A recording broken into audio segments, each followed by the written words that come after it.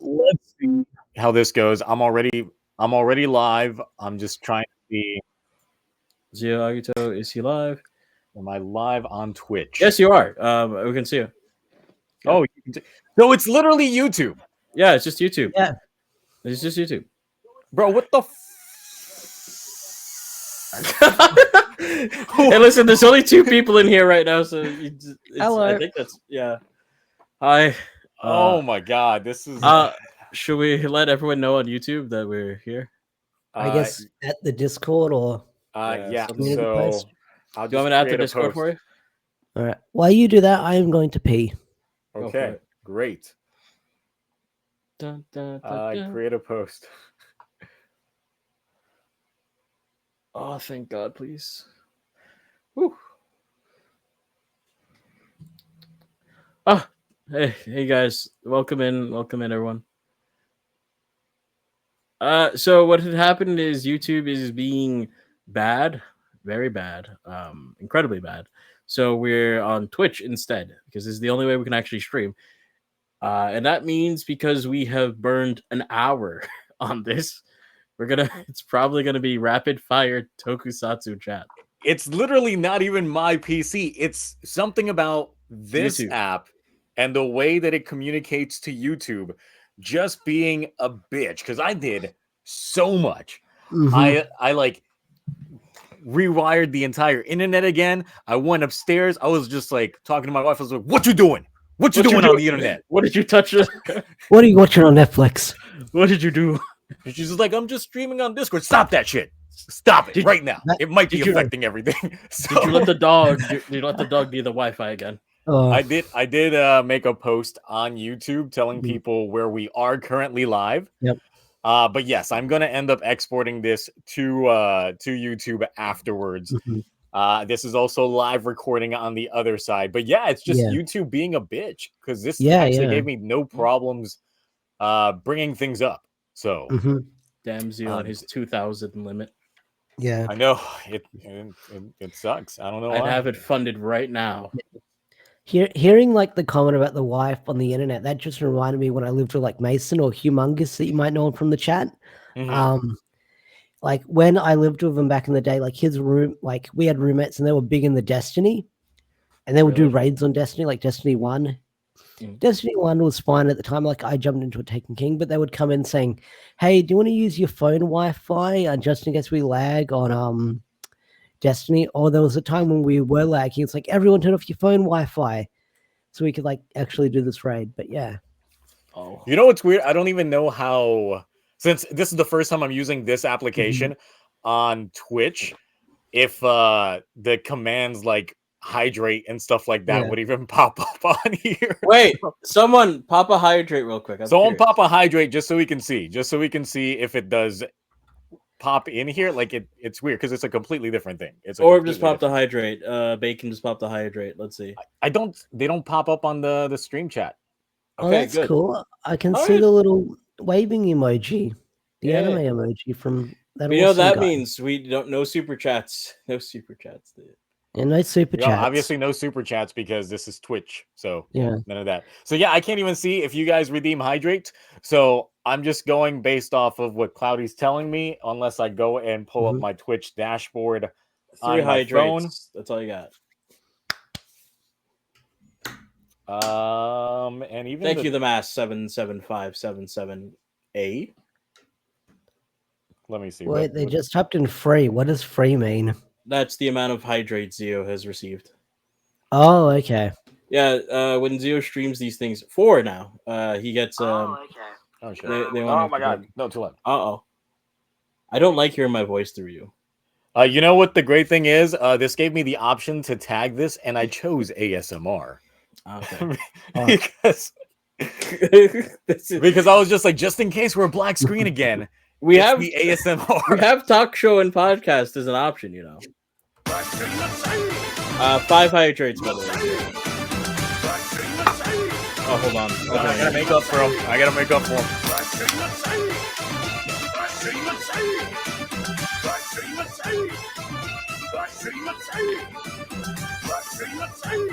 That's it. I'm cutting y'all off. No more hydrates. I'm a mod now, so I can shut that shit down. So we wasted an hour. Yeah. We wasted a whole hour. You know who I have to blame for this? Gotchard.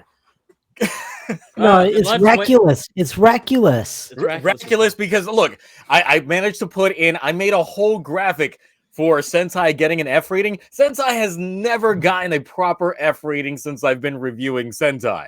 So for the purpose of this stream, I went ahead and made one. And I think it's cursed me. It's like, oh, now you're really giving Sentai Fs? Nah, fuck you, man. This is a fuck you F. So yeah, it's the rating that I've been giving King-Ohger for as long as I've been reviewing King-Ohger is the 5-man F. So there you go. There you go. All right.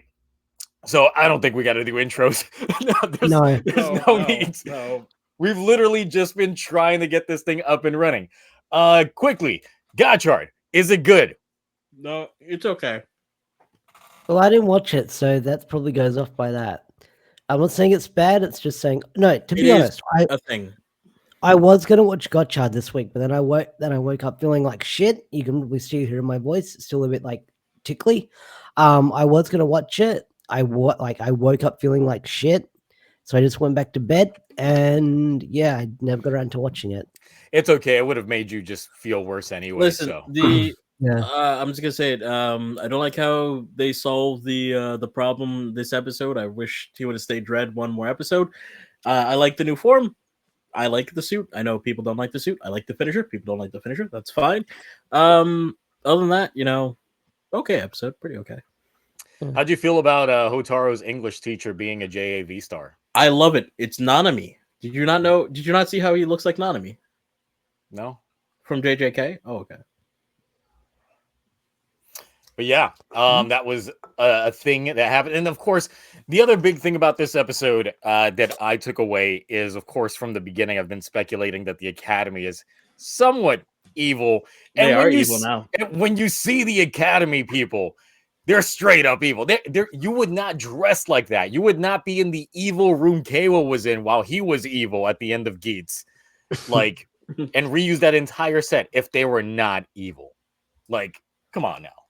It's right there. So, that was a thing. I mean, we did get some more Dread action. We got technically the proper debut of the UFO X form. And all that. That was not great. It was very floaty. Even the finisher didn't feel like it had weight to it because he kind of just like quickly hobbled around and did his move. And bam! That was it. And that's pretty much how it goes. But I mean, I'm still watching the show. It's still a good show. It's just nothing has been mind-blowing and it's become very predictable. And that's the thing. It's like if I'm not having fun like doing the prediction, like I can make the predictions, but then if the next episode is kind of gonna reaffirm exactly what I'm thinking, I'm just like, it's not even fun. It's very cookie cutter by the numbers right now. So also just because just to be fair, being as Zio mentioned, there's a male JAV artist in Gotchard. I would like to mention that because me and John have been rewatching Garo, we got Naokawa is in Garo, who is also a female JAV artist, if any of you who know. I gotta watch Garo. I warned you about the specific. I know.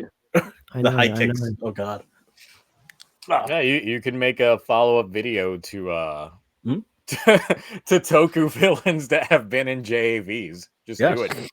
Yes. Naokawa actually is twice because she was in season 1 of Garo as well at the same kind of villain. Yeah. I mean, there's a couple of Toku villains who have been in JAVs. Yep. We've got Gingaman chick, I think. Yep. Car Ranger chick, I think. Car Ranger chick, yeah. Gotta start something. Akiba Ranger chick. Yep. Oh yeah, that was intentional. Yeah. Oh yeah. I think Goanja chick, the villain. Oh yeah, I believe so as well. Okay. Yeah. They're the only ones top of my head. So, yeah, good ammo for some follow-up stuff on that. But outside of that, when it comes to Gotchard, I mean, we've gotten some set pieces for the movie. Akiba Ranger is good, Nexus. They getting wet. That driver looking extra moist. With the electronics not working anymore, all that good stuff. With how wet they're getting all that. And yeah, anything really to say when it comes to Gotchard? It's just you know, passing by Kamen Rider thing. Good. Yeah. It's not bad, nor is it's not an offensive, but nor is it really amazing. You know what I mean? Yeah, Yep. yeah. Cool. The other thing is we got the full theme for Gotchard leaked early. So we did get the full song. We reacted to it last night. It was it's okay. I like it better than Geats though. Yes, because it's more of the same. It's a continuation of what we already had in there in terms of the way that it flowed. So Geats had a dramatic change, which kind of made it worse. Yeah. People saying do 2 short seasons. I mean, Gotchard really should have done that. Yeah. Yeah. Especially with the route that they're going. But hey, they're selling the cards. The phase 2 packs are out and available for anybody who has that buyer's impact that wants to go ahead and get it. Go ahead and get it. Mark. 01 Bart 3, I think, on the Trust Last is better. Trust Last is still better. I think it depends on what the mood is. I will tell you this: when it comes to full theme songs of Kamen Rider in my car, because that's usually how I used to choose, like which one's a good song that has staying power versus which one's not. Neither of these songs are going in my car. By the way, the 01 theme will still stay there. Roni was talking about Akiba Ranger, not Gotchard and Geats. And oh yeah, Akiba Ranger has 2 seasons. So, but yeah, 01's theme and Live Devil is still in my car in terms of full songs. I'm not adding either Trust Last or the Gotchard theme. And I can add what was it, Almighty? Oh fuck yeah. No. Fuck no. You didn't even bring it up. Oh, Almighty's pretty good though. Yeah, if I want to crash my car into a fucking tunnel. Jesus Christ. You don't have to be so mean to you. Like next time I'm driving and if Almighty just comes on and I'm like next to a semi, well, you better watch out because I'm driving right into that semi. Saber had the best music in Reiwa so far. That high note hits at the end of like the Saber opening theme song, and it's just him hitting the semi and like the horn going off at the same time. Exactly. As soon as the high note hits, just like that's when I just like Jesus take the wheel.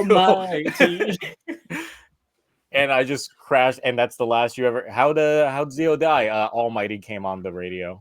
They want you to put all the Reiwa songs in order from best to worst right now. It would be 01, then Revice, then it would be Trust Last, Kemi Story, Almighty still last. I hate you. On a personal level. That would be that. And if we add in the Veil special, My Dream, that would be third above Trust Ass. Really? And if we add in the Outsiders ending, because that's technically their intro anyway, because it's the only song they have, that takes second place. That would drop down Revice. You don't think My Dream is better than Trust Last? I mean, sorry, Revice's intro. No, I actually like Live Devil. Really? Unironically, I actually like that theme song. That rap section kills it for me when I get to it. It works. It works better than the rap in Geats. No, I'll say it does work better, but it's I don't prefer it. I don't know. So, yeah, some people out here just gonna go ahead and enjoy the song. You guys can enjoy the song all you want. It ain't for me. It ain't for me. Yeah. All right. So, real quick, on to King-Ohger. The worst episode of the show, according to the internet, is my opinion on that episode. You gave episode 19 a lower ranking. We went back and checked. Yes. So, for those of you who are trying to keep score in terms of my personal ratings when it comes to King-Ohger, episode 19 is actually the worst rated like King-Ohger review at a C. And it's gotten worse, apparently. Like, I haven't given anything a D or below when it comes to King-Ohger. That episode got a C because Racules was acting a little bit too goofy, bitchy. Like, he was definitely like just out of character. It like completely killed the tone for me. And I was just like, man, as someone who just loves to hate a villain, having him just be this butt of the joke for everything was kind of killing things a little bit for me. So yeah, that's part of the reason why I ended up putting out a whole personal rating scale video on YouTube. But another thing about that video is that it's technically the new channel intro video, meaning if you go to the channel for the first time or anything like that, that's the video that's going to pop up. It's a good introduction to what it is that I do, what it is that like a little bit about me in general. I even throw some Spanish in there for the people that are uneducated regarding just me in general. Also, it's not a wig. I know some people think they think it's a wig. It's not. Literally, I put in a lot into. Hell, you can see my roots coming in. I gotta touch up my roots, or else I'm gonna start turning into Morphin Black again. Can't let that happen. Can't let that happen. Cut it then. I'm not gonna cut my hair. No. You do get it trimmed, right, or stylized? Yeah. I trim my own hair. Okay. I just cut the ends because sometimes the split ends be coming in. Like, you guys don't understand the amount of like hair products I just got like lying around, and like just my comb and my flat iron, my blow dryers over there, the curling irons in the bathroom, that kind of shit. So definitely all about that look. But yes, King-Ohger this week. I was expecting a Yama heavy episode. I did not get a Yama heavy episode. What I did get was an all-out assault, like speed run to reclaim Enkasopa. However, the thing that really confused me is how was Enkasopa like up and running? How was it's like just the capital, I think, right? That's the entire thing. They implied that the top computer ran the whole thing. Like, once that thing got destroyed, Enkasopa looked like a wasteland, and now we just see it was the outskirts. I assume it's because, think about it like this way: the computer is what made the program to overlay like the ruins with like the futuristic illusion, so to speak, while like the actual hardware to power it and get everything going is the capital, where like they made that energy grid. You know what I mean? Because that's got to be real, because that's actually providing power to everything. Because otherwise, how is everything getting powered? Carefully. See? It makes sense. But that also really just goes to show that the rest of Enkasopa is just a shit show with some nice coat of paint on there. Exactly. It is literally people living in a simulation. Yeah. So, but yeah, my thoughts on the episode has been known. Nothing has really changed when it came to the episode. I still do not like the overtly CG fight because it didn't feel as weighty as some of the fights that we've had before, because we've definitely had some much better fights in King-Ohger previously. And the thing about those is they just felt more impactful. Like the fight between like Gira and Racules the first two times, definitely a lot more impactful. The one with everyone versus Death Narak, both times felt a lot more impactful because they were within an actual set type of thing without like heavy reliance on CG. But this one was just like them going too much on CG. And I can just imagine a non-Toku fan watching that scene and just going like, this is disgusting. So I personally don't think it was that bad, but I can see it. Yeah. I can understand with the CGI taking you out of the moment. Like, that makes sense. But I thought it was a pretty cool fight. Yeah. It was interesting. Yeah. There was a lot going on. I would still say like the one that got me the most is still when you see Yama and Hillbill on the ground.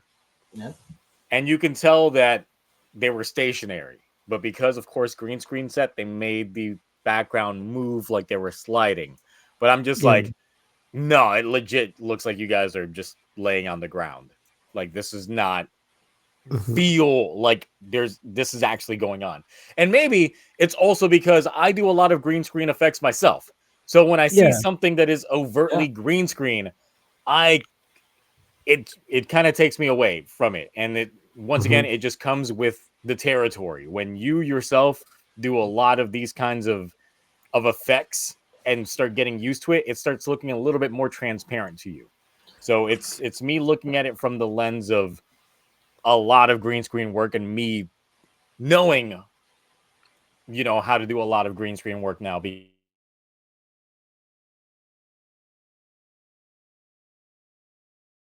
So some of the more positive this episode, because there was plenty.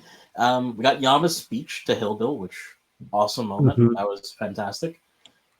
We got the scene of the mechs getting more powerful. That looked really cool. I actually really enjoyed the way that looked. Gave me some like old Transformers kind of vibes. And then we got Racules getting applauded by Dagdad for. He was like, "Oh, you killed one of my jesters without even lifting a finger. Nice, well done." Yeah. So there's a lot of like there were a lot of cool moments in that episode, I would say. People are saying we just apparently disappeared, but I'm like, what? Oh, what do you mean? No, I'm looking at my phone. I have the Twitch stream up on my phone, and we still look good. I see that we're still here. Let me refresh, but I don't see anything wrong. Yeah. Let me bring it up on Australian Twitch in Australia. No, we're still here. I still hear us talking. Oh, apparently for like a few seconds we disappeared out. So yeah, I did hear like an echo when Cloudy started talking a while ago, but then it went away. Don't know what that was up with that, but yeah. Okay. Yeah, don't let Twitch start acting like YouTube now. We don't need that. Yeah. We ain't falling for your tricks, chat. Not again. Racules out here. It was for apparently a split second. Okay. Oh, okay. Cool. Go on. You're saying?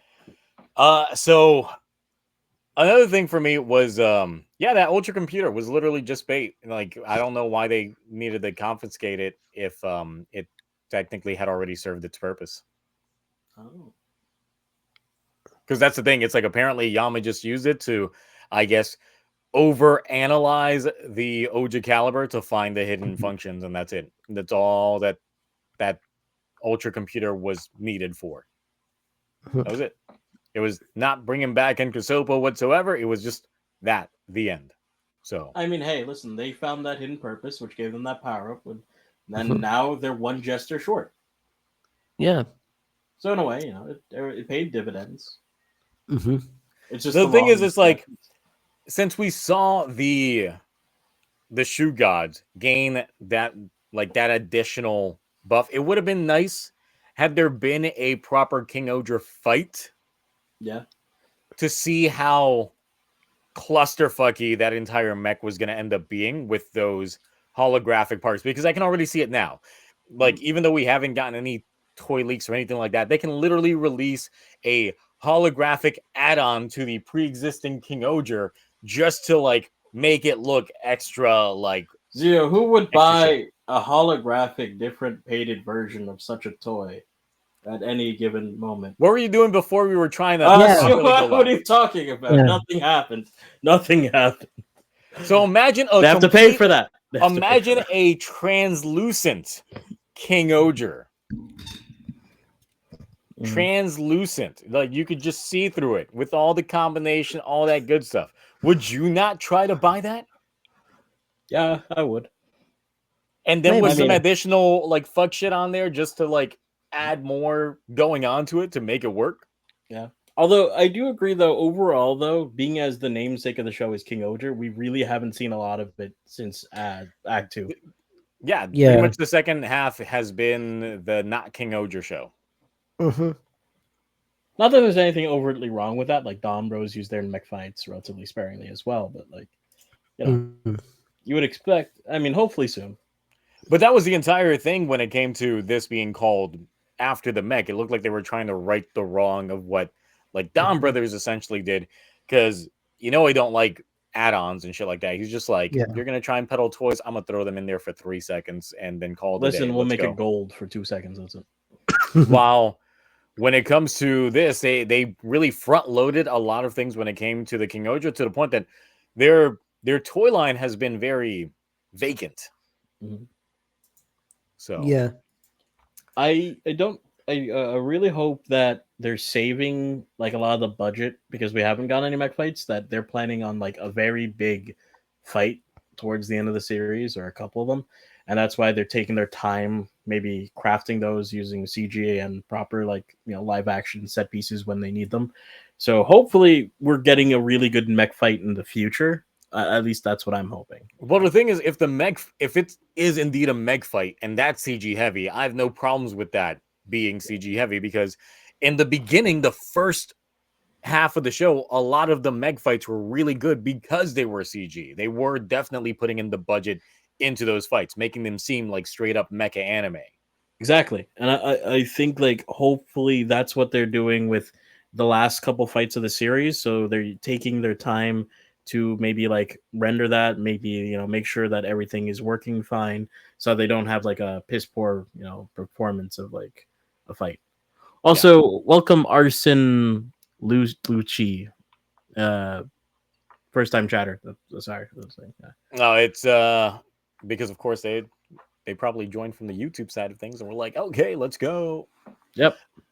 But the big thing about this is that even though we did get the defeat of Gorma, who did like show us that they have an ability very similar to the King-Ohgers, because he like took astral projections of the rest of the jesters that were there, to the point that they were like, oh great, now we can't do shit, bye.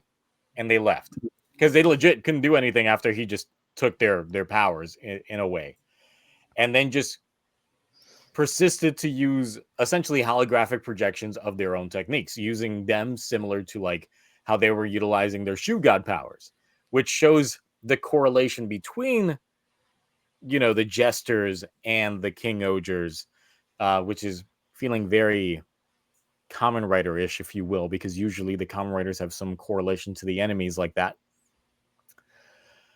So that was indeed a cool thing. But then the other thing is that apparently this was all orchestrated by Racules with the help of Debowski. And that was the big thing, was that once he found out that Debowski was immune to Hillbill's like persuasions, that he was like, okay, then we can make use of Hillbill for a little bit longer.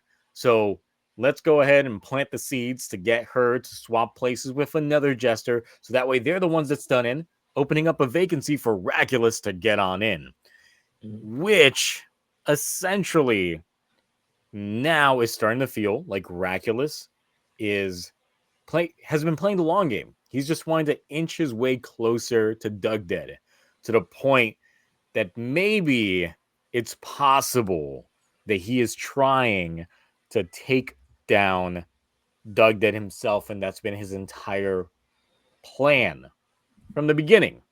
Has just been that. He's just been playing the bit. He's been playing the long game the entire time.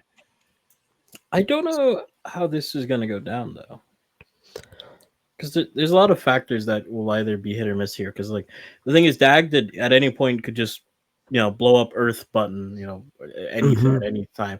The only reason he's doing all this is just to have fun, so to speak. You know what I mean? So I'm curious, because that was similar to the same problem with kind of like Build had towards the later half, because they introduced Evil Black Hole, who at any point could have destroyed the world, but he didn't, because again wanted to like make a game out of it. So I don't think we have that problem where he's not interesting or they're not doing anything interesting, but the fact that knowing that at any point he could win, so to speak, and he's only like letting them go. I'm curious, how far is he going to allow Racules to get with messing with him, to the point like he can't just kill or destroy everything. You know what I mean? So that I was always thinking like that's kind of an interesting factor that I really hope they don't mess it up with the show.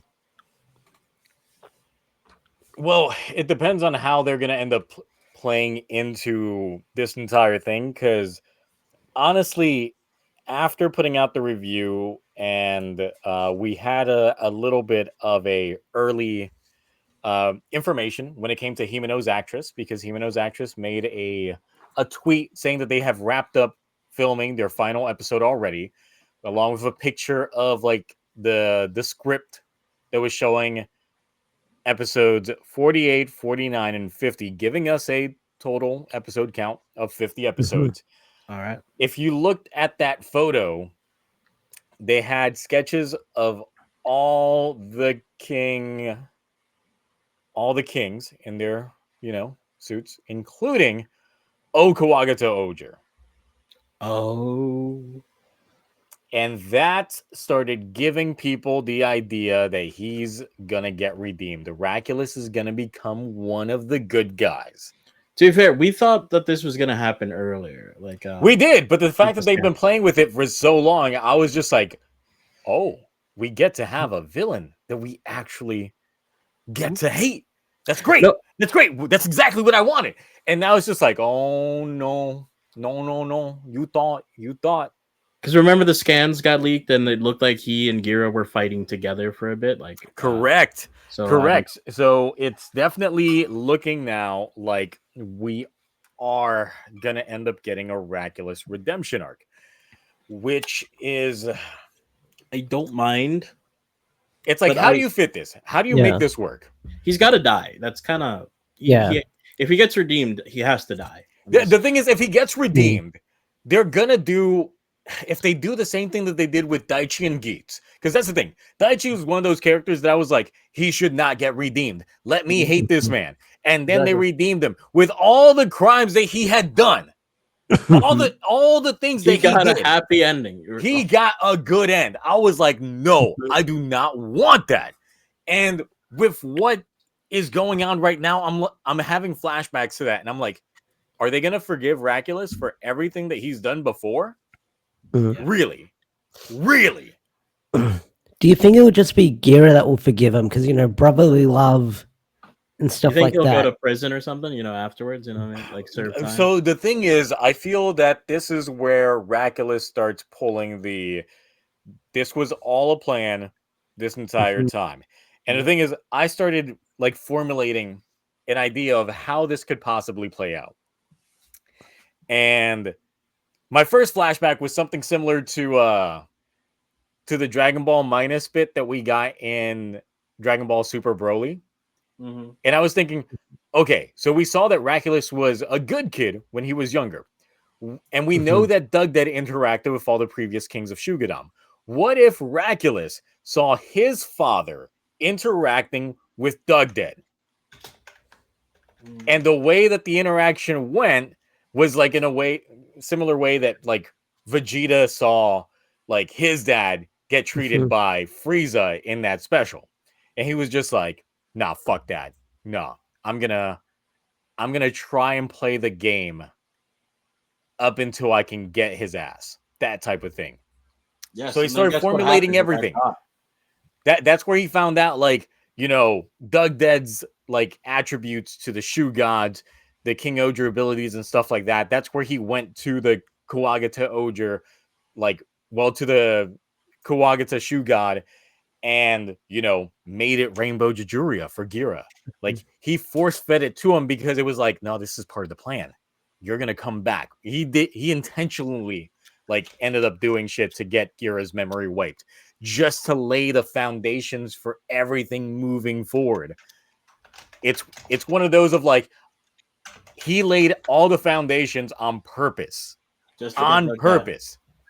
Just to get the greater evil out the way. In which case, I'm just like, that's probably what they're playing to. But I still don't like it. But that's probably, I'm thinking I got like a 90% I'm right on this when it comes to how they managed to redeem. It's definitely very mecha anime-esque. Well, yeah, I mean that they have a heavy inspiration by anime. But Ash, as a fellow Dragon Ball connoisseur, how do you feel about that kind of theory when it comes to Racules? Possibly. My theory is like I think a lot of people have said this. Like Racules might be the big bad boss in the end. Like he'll end up turning on Doug Dead. But if Doug Dead is powerful to sort of like flick him away, then who knows how that will turn out. But I don't know if Racules is sort of like playing like the long game to sort of like, oh, I came back, but I'm not really evil. I'm helping you guys. I'd feel mixed about that because like this guy, like we've hated this character since like episode 1. Love to hate him. He's had no redeeming qualities since then. So for him to get redeemed like that, I'd be very mixed on. I know it's going to hit with like the emotional punch, like him and Gira, like him dying in Gira's arms or some shit like that. That stuff will pull at the heartstrings, but I feel like depending on how they do it, then we'll have to wait and see. Hopefully, like they can build towards it better than like maybe Guy's redemption in 01. I hope so. I hated that as well. Yeah. My only thing is, if they got to redeem a character like, Racules, the only atonement I could see is either he ends this with a jail sentence in Gokon that's like a quadruple life sentence or something, or he's dead by the end of it. I don't see any in between. You know what I mean? Or he dies and then he survives in the post credits or something like that. I don't know. Maybe Racules will return. Racules does the handoff to BoonBoomger. Yeah. Oh, God. The thing is, it's like I do want him to beat Doug Dead, but I want it to be for him to become the King of the final universe. boss. Yes. Yeah. Yes. No, I get that. To the point of that the way that the ending would go would be like a bittersweet thing. It'll be like he gains all this power and he's just like, look, you guys are free to do whatever the hell you want on your planet because I'm taking over the universe. So bye. That's it. And he just dips out. And then they're like, so we've got peace, but everyone else is going to have war and loss and takeover. No, we can't do this. We it leaves a bad taste in their mouth. We leave it to season 2 of King-Ohger or Dondos in space. That'll leave it for the crossover special. So, but still, being as now we know we have 50 episodes left of the series, we're on episode what again? 30 something. 39. We're on the final stretch. So we have 11 episodes to go, right? Or so. 10. Well, 40 this week. Yeah. 40 is this week. Okay. Well, I started 0 all the way to 50, so I still count. We have 10 episodes. Of course, we're gonna. I think we take a break in Christmas. Yep. They take a break usually. Maybe. Yeah. Like that weekend. So. Let's see. Let me look at the calendar. But so we've got 10 episodes to go. That is still time for a lot of the closure that there needs to be for the show, because I need someone to explain the fuck what happened to Gira as a child. Yeah, I'm surprised they haven't touched on that in like it's 30 plus episodes. I know we're getting a Gira Racules episode soon, so it better happen. That's what they say. It'll just be fuck, I just thought of it and it's just like it's whatever. It's whatever. What did you just think of saying? No, so the other thing regarding it is just Dubowski. Dubowski's still in with Racules. And we still don't have an like, especially the smile that he was given after he was just like, our plan worked. It's like he still finds a way to sneak his way into working with Racules. I mean, his sister's got caught up in the yeah, but the thing is, it's just like he's willingly just going in there, going in there, helping him out. So and didn't Racules like curse this guy like before his big death? Like yeah, because he got that big betrayal. So that's why I'm like, I really want to know what else is going to happen when it comes to that. I mean, we know Dubowski is definitely playing some kind of self-serving role in this. So in whatever way helping Racules is helping him, it's got to be. So yeah, I don't know. As well.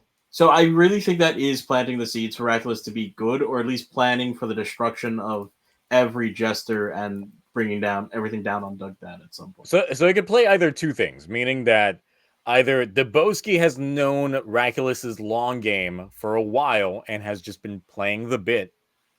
Because remember, like, one of the first things that he did once he became king of Tofu was reach out to Shugadam to get access to some Shu gods to be able to harvest, pretty much rebuild the agriculture in that country. So it could be that the foundation was laid there. But another thing is, we don't exactly know what happened to Shugadam during the Fury of the Gods, because once again, they're now brushing that under the rug. We do know that apparently it was slightly unaffected. Shugadam did nothing during that time, but we don't know what Racules was at during that time, if he had already become king at the time, or if it was still like their father, or what. We don't really know anything about Shugadam during that time period. We don't really know much about Shugadam in general, lore-wise and history-wise, if you really think about it. Besides it just being the founding nation of that planet. That's really it. And I like how they've managed to keep it wrapped in mysteries for now, but like, again, it's got to get unraveled at some point, I hope. Mm-hmm. But overall, I think that this is good, though. Like, being able to talk about a show and theorize like this, clearly it's got, like, this show is doing something right if it makes you interested enough to theorize like this. Because it's like, we're actually taking it seriously, whether compared to, like, not dissing Gotchard, of course, but, like, Gotchard, it's like, it comes and it goes. You eat it, and then you consume it, and then you leave it out. King-Ohger, sorry, he's, like, lingering. You know what I mean? The king's over. King-Ohger is, like, it's the taste is lingering after each episode. There's always like, ooh, what's gonna happen next? How are they gonna do this?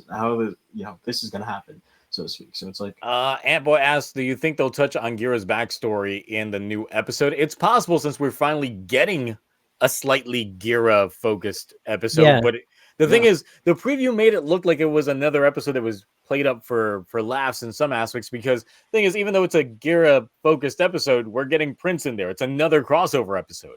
It's not the Kyoruger continuation crossover that I was hoping we would get, but it's what we're getting. I mean, don't forget that what's it called? We've had some trailers come off as very lighthearted, only to be deeply like emotional or kill character deaths and whatnot. Yeah, it's true. So you never really know. So, all right. So let's get to the nitty gritty.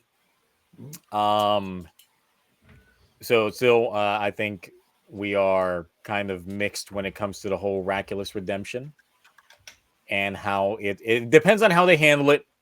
It really depends on how they handle it. I feel at this point it's not a if, but like how. Yeah. So I'm still like, sure, let him be playing the long game, but let him still be fucking evil at the end. Let him do it for personal gain and not do it for the greater good. Yes, let him play the rogue character. You know what I mean? Yeah. Yeah. Because or else it's gonna be like a fucking Lelouch situation from Code Geass. 28K, yo, we're getting there. Oh, for the Ultraman thing? Yeah, I'm not getting the alerts on that shit, so. See, on OBS, I get like all those different alerts, but on here, I don't get those kinds of notifications. I hope like you don't get spammed with all these at once on OBS when you open it up. So, I'm just imagining. I might get spammed with it. All right, so BoonBoomger, what happened with some of the information that we got? Of course, last week we talked about the potential staff for it, the potential head writer for it, but what we got this week was some toys. Yeah. Did I not send you the toys, or did you not find them? Or we got them. Let me see. Well, of They're course, Discord, since those streams things died multiple times, I didn't get the private chat for it. Okay. Let me bring it up on Ranger Board, and I'll send you the. I'll copy and paste you the listings. Okay. I like this typo makes this so much better, Jam Cow. Oh, but he is doing it for the greater good because he is the greater food. He is the greater food. You're right. You know what? Gira's he's gonna be like, Gira, I gave you only half the rainbow jury that first time. The other half is right my here. dick. Get in there. Go eat it. I'm gonna give you the Racules D. I sent you the leaks in order they dropped in throughout the week. Okay, let's see here. You might have to open up in a new tab just to zoom in to read them. You're sub to Gaijin Goomba, Yamcal? Pretty sick. I haven't watched any of Gaijin Goomba stuff in like ages. Yeah, yeah, same. Good old Gaijin Gim Gam. No, let's see. I watch his stuff. Rumored toy listings that we've got for it is the DX Boom Boom changer, obviously. That we've got to have the changer. The handle, the change axe, the BoonBoomger Robo, the Boom Boom Car Series, DX Boom Boom Classic. God, the amount of times saying boom on here. Yeah. Just say boom. Boom Boom Car Series DX Boom Boom Police Set. Let's see. We got the DX Pato car, which sounds hilarious in Spanish because that would imply either duck car or gay car. So for any other Spanish speaking folks out here seeing the Pato car, well, there you go. I'm pretty sure it's just a police car, right? Just like Pato. Yeah, like Pat Rangers. So yeah. But just that's gonna be like when Puto Tyrannosaurus popped up in the Zebra driver, and everybody's just like seeing Puto, and they're like, "Oh, that means bitch." Yeah. That's funny. Oh, wait, which one? What scan was that? Puto Tira. That's the O's form. That okay. And the ZQ driver for ZO when it shows up on there, it just says Puto, and yeah. All right, so we got the Pato Car 1, the Pato Car 2. We got not gonna live that one down.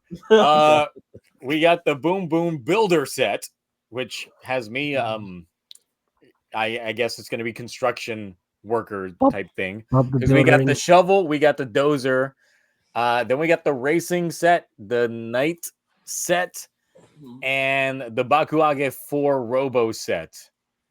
So, main thing with this one is that, of course, we know the color scheming is going to be red, blue, pink, black, and orange. And apparently black is going to be our first female black Sentai. Something that we touched on a little bit last week, but that's the other thing on that front. I like it. Mm-hmm. Now, when are we going to get our first female Orange Ranger? Come on. Power Rangers beating them to it. I know. Yeah, Power Rangers beat them to the punch. Can't let them hold it over the head. So. Yeah. Let's see here. 4 different sets of mechs combining. The BoonBoomger Robo is the Bus Core Mecha plus 3 Ranger Mecha. Could be more than 3, but apparently they've only heard it being described as 3. And then the other sets are a unit robot like Gatai. Let me see. What is the major one here? Also, Boom Boom Police, Builder, and Knight are their own combinations. So they're their own set. So we're gonna get a lot of mechs when it comes to this. Black joins the team, so it's going to start off with red, blue, and pink, and then black joins, and then that's followed by orange. So that's another thing. It's not like Sentai hasn't done this before. We've seen it multiple times. Soldier, that's a couple seasons ago. Yep, where it starts with 3 team members, and then it expands to getting the additional members on there. The BoonBoomger Robo is a simple transformation from Trailer Mecha to Robo, and it's a base mode of sorts where the BoonBoomger cars can be stored, and for Gatai mode, utilizes an automatic transformation where the cars become the head and arms. The Ranger suits are helmets. Their helmets are tires. Okay, that's a interesting tidbit there. But it depends on how much of the tire, because the Go-Ongers had the tires on the side of their helmets. Pink is definitely female. Blue is definitely male. But as far as I'm aware, black is the other woman in the group. Okay, yeah, went over that one. The BoonBoomger Robo is similar to the Lupin Kaiser Pat Kaiser from Lupat. So the trailer mecha is the core body for it. Okay. All right. So I remember the other night. I think Nick On was in the chat in the VC. He was very not happy with the fact that they're like gonna be like automated like transforming mechs or something like that we're getting, because he means that means less articulation. Yeah. Not as posable as the ones we've been getting recently. And as much as I know that like people have been enjoying the ones like we got, like I know Tiramigo and that mech was very popular. I'm not, I'm not. It's Sentai. It's gonna be a Robo. If we get like a one with less articulation, it's gonna hang on my shelf for a while anyway. It's I'm not. So what the rumor actually says, from what they said, is due to the transformation gimmick, it is less articulated than recent Robos and feels more traditional. Transformation into the Gatai is automatic and not electronic. A certain mechanism is touch activated and it transforms. The BoonBoomger personal vehicles form the head and the arms. So when they said that they have a certain mechanism that's touch activated, I started thinking to the more recent line of Transformers toys, where you literally just push them down and they instantly go into robot mode. You push them back down, they go directly into vehicle form and stuff like that. In which case, that would make a bit of a sense in terms of how the articulation would work, because they have a lot of moving parts already to do that transformation gimmick. Yeah. Mm-hmm. So yeah, how are we feeling when it comes to this info for the mechs? Because it does seem like, once again, a lot of it seems to be them trying to course correct with the toys, because King-Ohger, even though the front focus in the beginning was the mech itself, everything for the mech released within the first half of the show, leaving them with nothing for the second half besides this guy, and then reissues of this guy with different coats of paint that Cloudy has bought all versions. What are you talking about? I've done no such thing. So yeah. Maybe we're gonna get a lot of mechs this season. Who knows? I'd be down like it, because we're already getting 3 main mechs from the sounds of this. Because we're getting the main BoonBoomger Robo, the police, the builder, and then Knight. That's 4 Gatais already. Yeah. So what I'm thinking is we're probably gonna get like a lot of like maybe different bodies, and then the main like BoonBoomger vehicles will just go on as like auxiliary like mechs, like to make them proper forms potentially, like Kira Major. Yeah, in that sense, yeah. Like because we had like the Landress and then the Sky one, so like maybe we'll have something similar where it's like a vehicle for different situations and stuff like that. And they'll just... Well, given that the Gatai from their early like rumors, leaks, and stuff like that implies 4, I would think that eventually we're going to end up getting a total of 6 Gatais, and then each individual BoonBoomger is going to end up piloting 1. Ooh. And we'd have like a fucking clusterfuck of Gatais on screen at a single point in time. That also depends on how many extra BoonBoomgers we'll get. Like, will it be? Well, the thing is, I'm just going based off of like just base 6, assuming like we get our usual 5, then we'll get our 6th down the line. Hopefully they aren't gold or silver, but we get both. You Go On Wings are back. In fact, the Go On Wings come back just for this. The Go On Wings come back to be the BoonBoomger additional squad. I would completely throw my computer in the trash if that happened. I would completely throw my computer in the goddamn trash. You're overreacting. There's no way. There's no way. The second I would see that, I would probably punch my screen. Are you serious? You hate the Go On Wings that much? The Boom Boom Wings. The Boom Boom Wings. We're gonna get the Boom Boom. No, Wings. no. Yeah. We're gonna get no. We're gonna get them both, gold and silver Boom Boom Wings. And if I'm right about this, oh god, I'll laugh my ass off. You know, if that's the case, then you can continue on the BoonBoomger reviews on my channel. I'll open up the floor for you, give you the proper exposure. They'll be like, "Where's Zio? Who's this guy that's doing the stream? I mean the reviews." It's just like, oh, it's just Cloudy. You see, Zio's got scared off by the Boom Boom Wings. Yeah. The second I just see them pop up on screen, I'm just gonna be like, "I'm done." I see a DM in my messages. It's like, I hate you. Here's the password to my YouTube account. Use it wisely. That's it. That's just gonna be how it goes.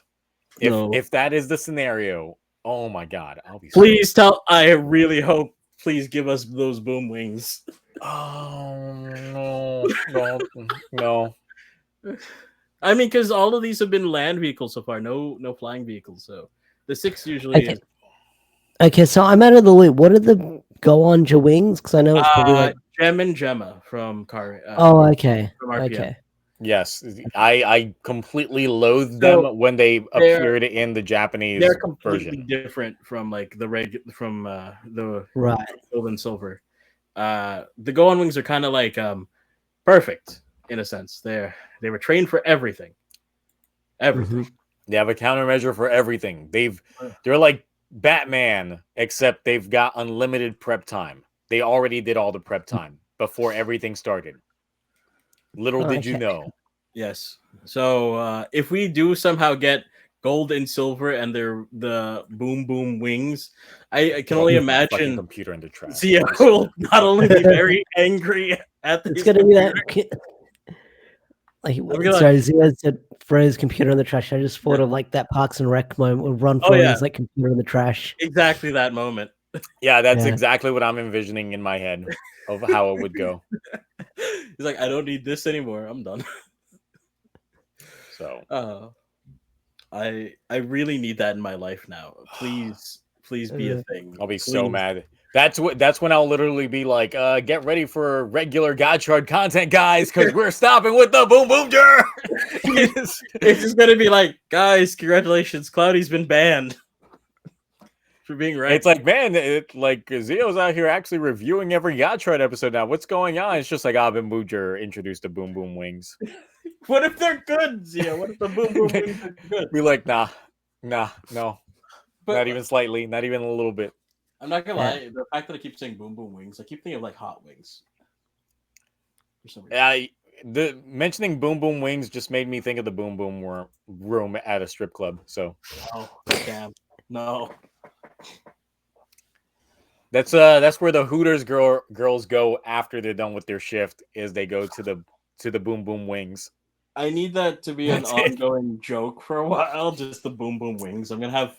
I can already see once the suits get fully revealed, I'm expecting someone with their Photoshoppery to Photoshop them in a gold and silver color scheme. I'm gonna ask Bobby to do it instantly with it. It's gonna suck. It's gonna suck so much. See, now I'm completely disinterested in this entire Sentai show. You mean I've never been so disinterested in a show as I've been now. What do you mean? What the fuck? You were on board a few seconds ago. I was on board until you sold me on the concept of Boom Boom Wings. Now I don't want it. There's no way. It's a joke. There's no you way. say that. Watch it actually happen. Watch it actually happen. Yo, I don't know. Face reveal. I'll do that. Like what?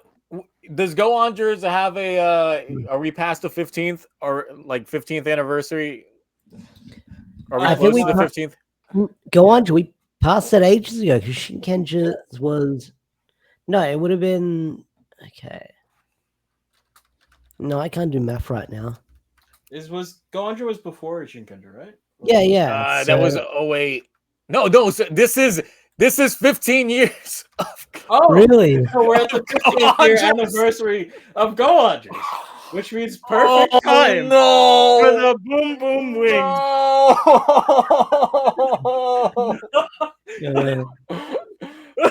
I'm dead. I'm so already happy. dead. I'm so I'm happy I already mentioned dead. What if like Toei like announces their like Toei Tokusatsu fan club reunion for like BoonBoomger Boom, like Go on Wings? Yeah. Oh, fucking Oh my shit. god. This is great. This is the great. one time like Mhm. Toei decides to like Bandai decides to sponsor me, and it'll be just to send me the Memorial Edition Go on Wings changers. Yeah. And I will get a gun permit just so I can shoot them shits. You don't need a license for a shotgun in Georgia, actually. This is why you don't have a PO box open, because someone probably like order some. Oh Go my on Wings god, from the their amount of Racules. Go on Wing shit people will send me. Oh yeah. It's- Oh yeah. it In just- spades, in droves. See, now I'm hesitating giving Cloudy my address because I know he's gonna send me some shit. I already have your address. Who gave it? Someone gave it to you, didn't they? Maybe. I was about to say I didn't give it to you. Maybe someone. God damn. Why is this stream's category ASMR? Well, you know, in case we got stuck with the YouTube black screen. I can talk like this. Also, I can talk like this to the mic. I can whisper. I can whisper. Wait. This. When Bandai presents the Go on Wings to me, they're gonna be like, Zio, just open up your mouth and Get in there. just just in your mouth, just guzzle it, and I'll just be like, oh my god. So yeah, just so we're clear, Zio really doesn't like the Go on Wings. Who knew? Who knew? I can't wait to see his reaction to like the RPM characters. No, I told him he'll actually like Gemma and Gemma. They're completely different than the Go on Wings. Yeah. They're like very different. Why is TokuTonic on Twitch? Because YouTube was a bitch. Yeah. It was like, nah, you're censored, my guy. This Is is it what you get Racules for Redemption? accidentally uploading your Twitch stream onto YouTube, which really happened. Wait, really? Yes, yeah. So my Sunday night stream for Superhero Time, where we're watching all the latest episodes.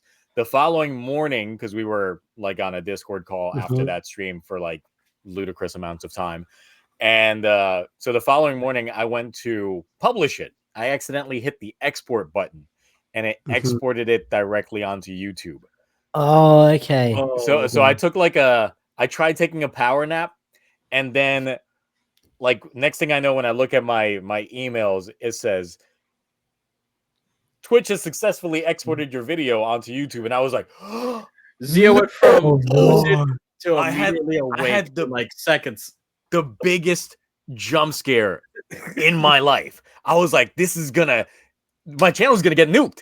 If this shit gets published, my channel's completely nuked. I'm playing full ass episodes, music and everything, the whole shebang. Change that intro left and right. How did it not like get past sort of like, because like usually when you upload stuff like that, they'll either catch you during the upload or. Oh no, it didn't actually go live. It was it was still private. like in a it was going through all of its checks. It was just set to private and stuff like that. And the checks were still running by the time I caught it. Right. So the second I saw it, I just went into panic mode and I just deleted everything. I was like, no. I needed like the proper conscience. I was like, delete it from here. And then I went on to Twitch and I was like, unlink my YouTube account. Fuck this. No. I was. Oh, maybe that's what that done it. I was extremely scared. So that's why for folks that consistently keep asking me what happened to the Twitch on Sunday, Zio. Well, that's what happened. Yep. So it was a hectic stream anyway. So yeah, Boom Boom Wings. I'm glad that we coined that. I'm glad we're happy with it.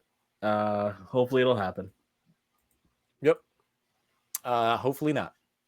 I hope so. Please. I need this now. I didn't know I needed it, but now I do. So you don't will it into existence, y'all. Don't do it. Will it into existence. We gotta meme this into existence. Toei's gotta know. They gotta catch on to the Boom Boom Wings idea. No, I don't want that. All right. So anything else BoonBoomger related? No. I'm good. Not really. I think that's saying like we're just waiting on the suits to leak. Yeah. Apparently, The suit should go live pretty soon. I think within the next 2 weeks we should get them. Or a week. I heard something leaked for one of the suits, but I think that might have been a Gotchard suit I saw floating around. Maybe. What's going on? I don't know. Okay. Oh, I think great! this was ages Don't ago. make that shit Hashtag trend. boom boom wings, everyone. Spread it. Spread it. Oh my god! We Disgusting. need to make sure that we get some boom boom wings. Okay. I call upon the boom boom wings. Oh no! The moment Zio sees the boom boom wings debut, like the plane, like what do you call it, 6th, he's just gonna be like, I'm done. So the thing that I'm noticing is that there is a bigger delay on this live stream going up on Twitch than there is on YouTube. Oh no! Because in terms of things, I'm looking at my own phone here, seeing how it's reacting to things. It's about a good 15 seconds. I would say, about 15 seconds or so when it comes to the delay on there. So we got to be very patient when it comes to the next part, because we're trying to pretty much determine what would go into the categories for the Toku Awards for this upcoming year. So what I did was I went ahead and pulled up the categories that I had last year and seeing what works, what doesn't work, and if anything needs to slot in, get substituted in, and things like that for what we've got going on here, so we can start creating the long list and then condense that down to a short list afterwards for the categories. Now the thing is, I want to try and stay to at least the goal is that every category will only have 4 nominees, but we're just trying to fill up the list now and seeing which ones would end up being the best of like the top 4 for those for the voting. I just realized something, by the way. That's What? hilarious. 2 things. 1, look at your chat. 2, yeah, no, I see the the abbreviation for Boom Boom Wings is BBW. So let's get some BBWs in the chat. Yep. Yeah. Let's get BB Dubs. Let's go. I know what people are doing right after this stream. They're gonna go on certain websites and just put in BBWs. I love the chat immediately went into action. and get that going on. Let's get them. This is the joke that keeps on giving. I'm so happy. It is. The Mark's missing out. Then again, he probably could have fixed what's going on the YouTube side of things. But hey, yep. What's a BBW? We'll tell you when you get older. Say it. Big beautiful women. Oh yeah, that's true. Yep. Even John's into it. Wow. Oh, I'm so sorry. I'm so sorry, Zia. I'm not. I am. Time to ruin Twitter with hashtag BBW, everyone. They're going to be wondering where that came from. Oh, it came from a Zio Aito stream where they decided Boom Boom Wings was going to be a thing. Let's make hashtag BBW trend, everyone. Yes.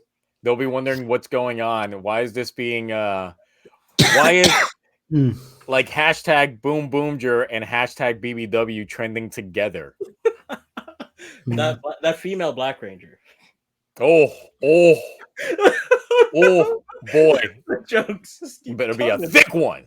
Oh god! I don't know if I should disavow or not.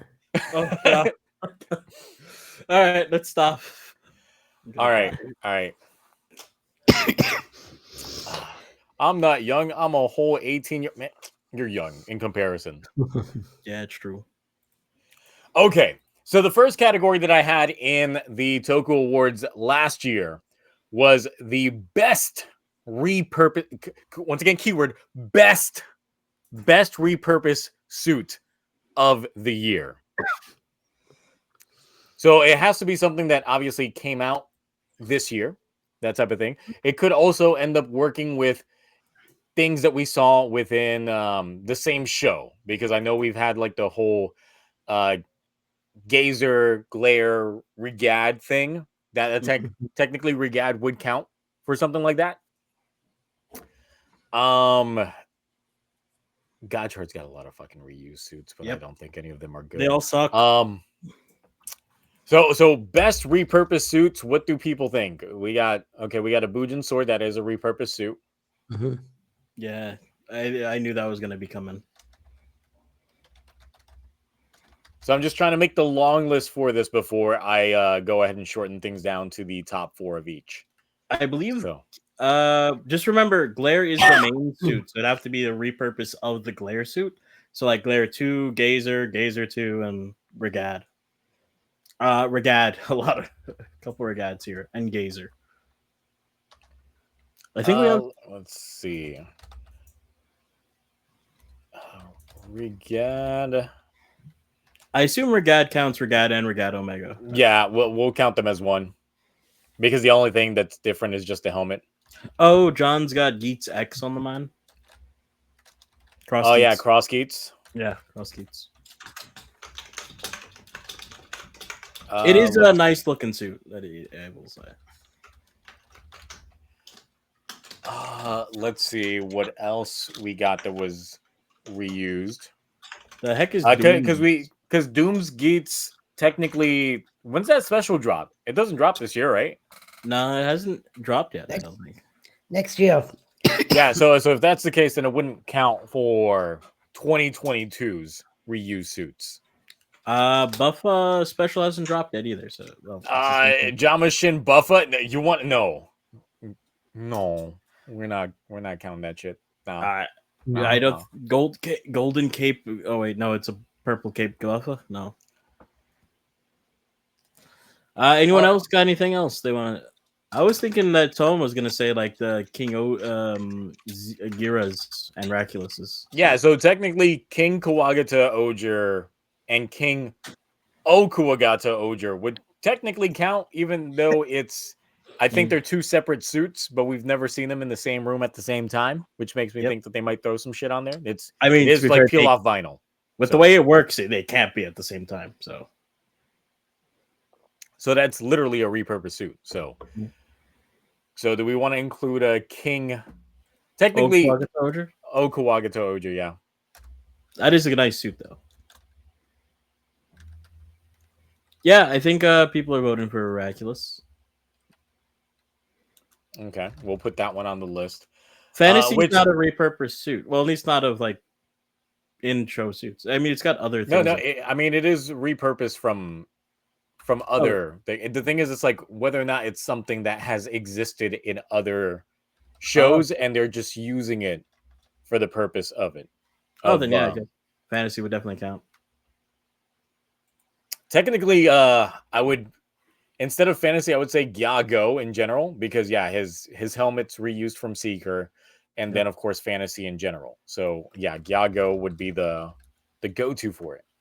We also got White Mobotaro, White Dawn Mobotaro, even though technically that was just like CG for like a second. Yeah, it wasn't even a real thing. Now Black Kaito, if you said that, but was Black Kaito on the last list? No, he was not. So on the list for last year, just to let people know, since I've got it pulled up, we had Deathstream, Juga, Tajador Eternity, and Arc Thouser. Okay. Well, we now have a chance to put Black Kaito on there. So there's that. Wait, didn't Outsiders use some reuse suits? Yeah, a ton. The Disaster's repurposed Kenzan suit, if I'm correct. Let's see. We had Oja, Oja Revive, whatever the fuck. Survive. Yeah, Oja survived. Survived that big ass sandwich. Exactly. Survived the buffet. He survived eating all the other riders. Bronze Drive, which is the gold drive recolor. Yeah, all those. So, but are any of those considered good? I like the Zos. That's about it. I mean, we can throw it into the long list anyway. This is the long list, so I do like the Zos suit. It does look pretty good. Bronze Drive. Oh no, that's not. Would we count that? What, Bronze Drive? No, Garen, King Garen, King Form Garen. I don't think they reused anything for that. Didn't they reuse form. the helmet from like regular Garen? And I thought there's got to be more components than just the helmet. I thought they would use a lot more from like the old King Form suit, but maybe not. I guess. I don't know. I haven't looked into that suit a lot. So, is that it? No other reused things. I'm trying to think. What was reused? Like, it was very heavy last year when it came to like repurposed suits that were like good for what was making that list. But for this year, it doesn't seem like we've got more than 4, so at least it would be easier to narrow down. True. When it comes to that. Now don't everybody like blow things up. Oh, Tycoon Shinobi.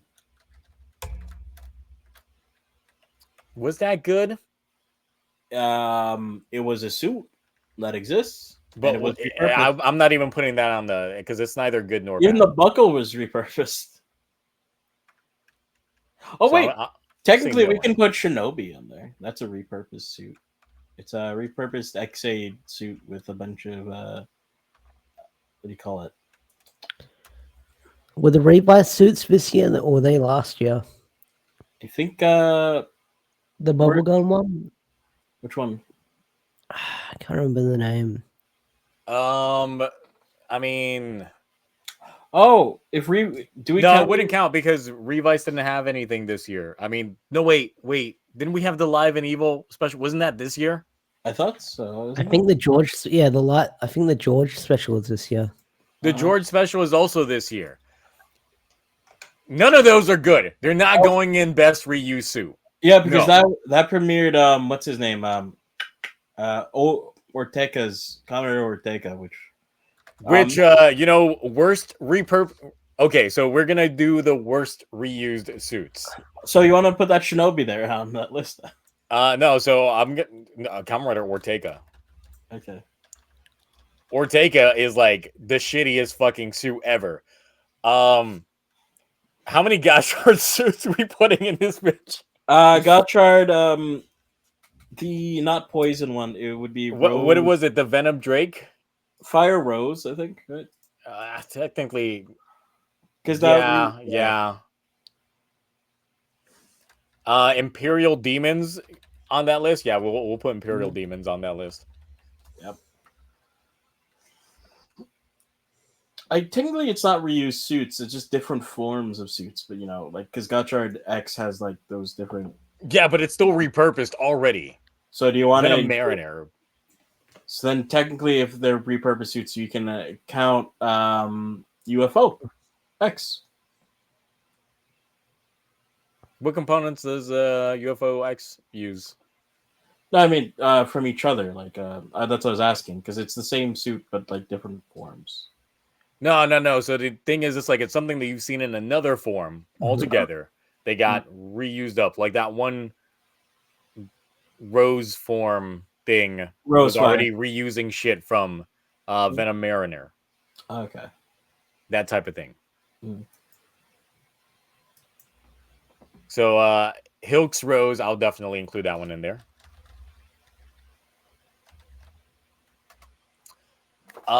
Let's see what else. What else is bad? What else was terrible? I thought they used like a Pariskepo in another form. They reused the headpiece of a Pariskepo in that same Hulk Rose suit. Oh, so it's got a lot of them in there. Yeah, so it's already using two kit bashes from previous Gotchard forms. Don't know. Do we include the Kit Bash monster from the King-Ohger and Karuja crossover, or? It's a reused monster suit, which actually, I'm gonna throw this in here for worst reused suit. You can fight me for it, but King Kyoru Red. I knew you were gonna put it Royal Red. Royal Red. Yeah. I won't fight you on it, but I'll let the audience do that. Because I don't think that's a good suit. I'll let the audience fight you for me, because... Yeah. I don't know. Oh, yeah, the fucking Legend specials like suits Oh, for right. Gotchard were garbage. And they were repurposed GO suits. Exceed Mighty. Oh, didn't that one burn your eyes or something? I don't know. Yes, it was terrible. Okay. Cyclone Tatsuba, oh so bad. Yes. Do we just count Legend? He's Beast and Decade. Technically, yes. All the live and evil forms, those fucking ugly ass things from their movie, also was bad. Do we not count Legend? It's not a repurposed suit. It's a new mold because we saw Decade physically there. So no. Damn. So I thought Decade and Beast again. I mean, that driver is completely repurposed, but whatever. Mm-hmm. What other forms we got that were hot garbage that were repurposed? Trying to think of Gates form that were repurposed. Oh, Mark III. What about those jobbers in Gates when they broke out of jail? Those characters. Oh yeah, Yep. like it was mostly the helmets. Like, it was mostly the heads, but not because they used the base suits. I was gonna say Gates Mark III because that's boost buckle essentially. But it actually looks good. We just barely saw it though. I never said, but you could go on either list. I'll put it in best reuse suit. What about Sarah's suit? Should we put that in worst reused suit or? What was that a reuse of again? It's like a lot of the Geats head helmets in general were reused. Yep. Yeah. Yeah. I'm looking on the wiki now. But once again, these are the worst reused suits. This is not. Yeah. The headpiece is right. Yes.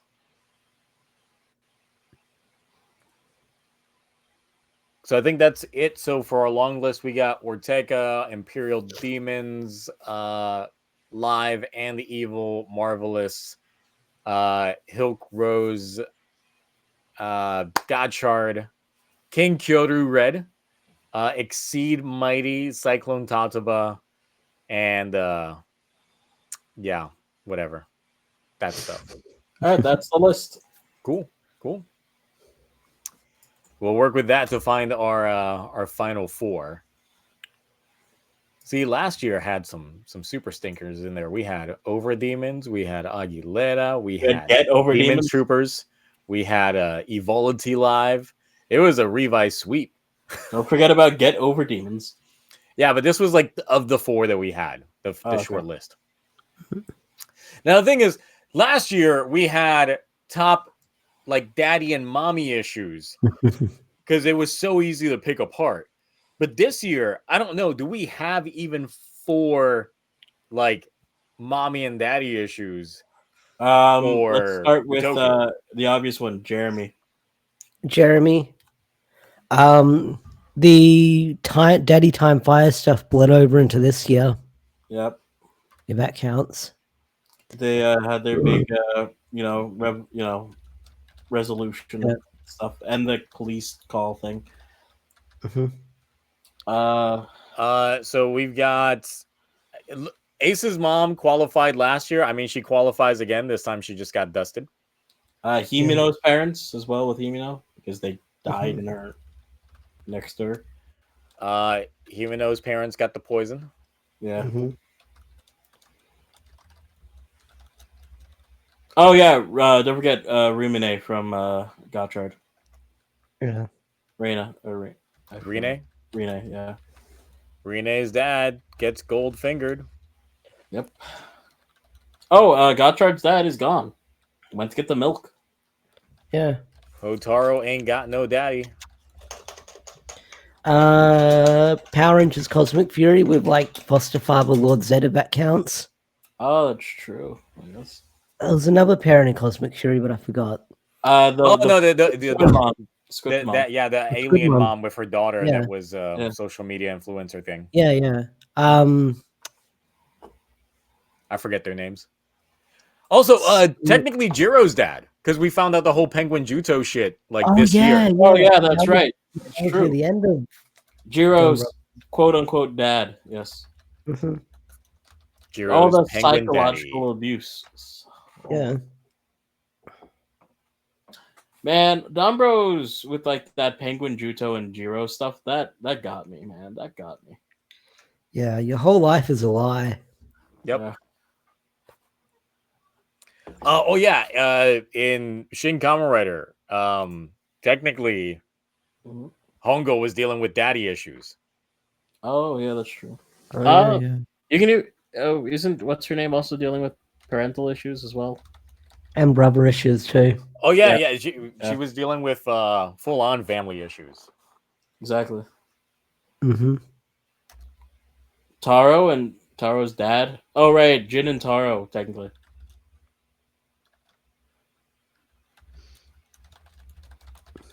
Because they got their sort of resolution. Oh yeah. I mein, it wasn't really an issue. It was just more like it's still like that bittersweet moment type thing. Yeah. That's true. Because like he Jin what's it called Taro knows exactly the way Jin likes his coffee, and we got to see that and all that stuff. Oh yeah, in the Shinobi special, it's weird because we find out that the bad guy from that special it's Shinobi's dad. Is his dad, and he's trying to marry his sister. Oh, wait, his dad's. Oh, well, it's not his actual sister, but still. We still don't know the proper information when it comes to that because obviously we live in a parallel universe that didn't give us the glory of Kamen Rider Shinobi. That would have been a great season where we could have gotten a peak persona of Zio. That doesn't. I was gonna say Shinobi's dad fucks his sister. Fuck. I mean, they're not actually related. She's technically a complete stranger to them. This is a Brady Bunch logic, so hey. Yeah, still gross. Oh, so there's actually way more mommy and daddy issues than I thought. Yeah. Look at that. Look at that. Yep. I know you don't read the Power Ranger comics, but Mistress Vile I should put in there. Do we still count K? Should we put Kawa in there because him wanting his family back after they were murdered at the end of Geek? In that Kawa brings back his family just for them to die again. Exactly. I'm just gonna say Kawa kills his family. What? That is technically what happened, but not actually. Yeah. That's completely what happened. Yama's parents, they don't. I mean, we haven't seen a single thing when it comes to his parents, though. So yeah, and apparently Rita's fine. Her parents are perfectly okay. Yeah. Okay, so I know this one is probably like gonna be packed because this is the best fight scene. Like what shows? Because I will need episode numbers and stuff like that. I will need like specific callbacks to this one. This is gonna wreck my brain. You're gonna kill me. I hate you. Because do you know how many good King-Ohger fights there were this year? Do you know how many? Yeah. There were several, but there was like a couple of highlights for me, and that would be Gira versus Racules the first time. Yes, absolutely. Gira versus what's his name? Deathrock the first time. Yeah. I would say the King-Ohgers in general, like the time that we got the first roll call with their fight with him when we got the wings. Yep. That was a really good one. And then Jeremy's debut fight was really good too. Yep. Kamen Rider Gates when he got the Mark 9 form and sort of got the fame. That's episode 38. You may hate it, but the last episode of Geats, I like that fight quite a bit. So Geats 9 debut. That was actually a good fight. Geats 9 debut. Mm-hmm. Do I want to include the final fight? I'll put it on the long list. That was a very good team fight. Now, Shin Kamen Rider, like almost all of those fights were good. Yeah. Just put the Wasp in fight. Actually, no. I would say versus Wasp, and also like Ichigo versus Nigo. I was about to say Yeah. that as well, because that was a good fight as well. I posted that on Twitter and it still pops off because of how I worded it. Oh, Tycoon versus Daichi? That wasn't a fight, that was manslaughter. Yeah. Next, you're going to tell me Buffa versus Tycoon. Listen, none of the Tycoon Bujin fights were good. I'm going to put in Dread versus Hotaro's face. Wait, but that's going to be most hardest hitting scenes, yo. But it's also a good fight scene. It's hardest hitting scenes, yo. It wasn't a fight. What about the fight in Once and Always, like that final battle? I think the beginning battle in Once and Always. The beginning battle, yeah. Yeah, that one was like a good one. Because like you got to see all the effects, the cameras moving, and everything. That was good. I would also say Cosmic Fury, the first fight, when they like throw things in there, and it's like the most scale fight with all the dynamic camera angles and shit they had.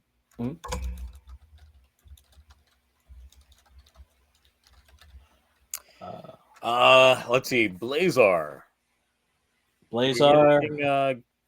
Like Blazar had it had good moments, but not good but it did. I wouldn't say any of their fights were like straight it up. Had the best finishers for sure. Blazar definitely had the best finishers out of it. My mic was muted, but I totally agree with that first episode of Cosmic Fury. That fight was pretty good. Blazar, because Simon called it the most ambitious thing ever, and I was like, okay, Simon. And I was like, okay, this is pretty good.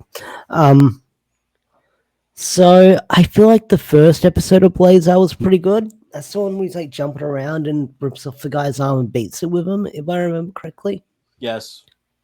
Yeah. Goes full caveman. I like the Phoenix fight debut. But would you say it would qualify for best fight scene? No, definitely not. That's the thing. A lot of Blazar's fights, they're like good, but they're not like insanely good. Like they don't feel like a momentous event type thing. Yeah. Like the ending fight, like the end finisher is usually the coolest part. That's only because he does something incredibly weird. Let's see here.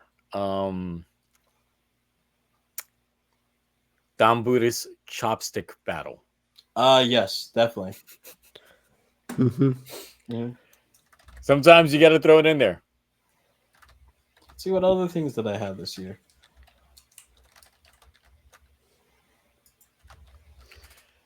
Even thinking of like Dombros, we had the final fight, but I'm trying to think because at the end of the day, it was just Taro stroking himself. What about Regad vs Geats 9?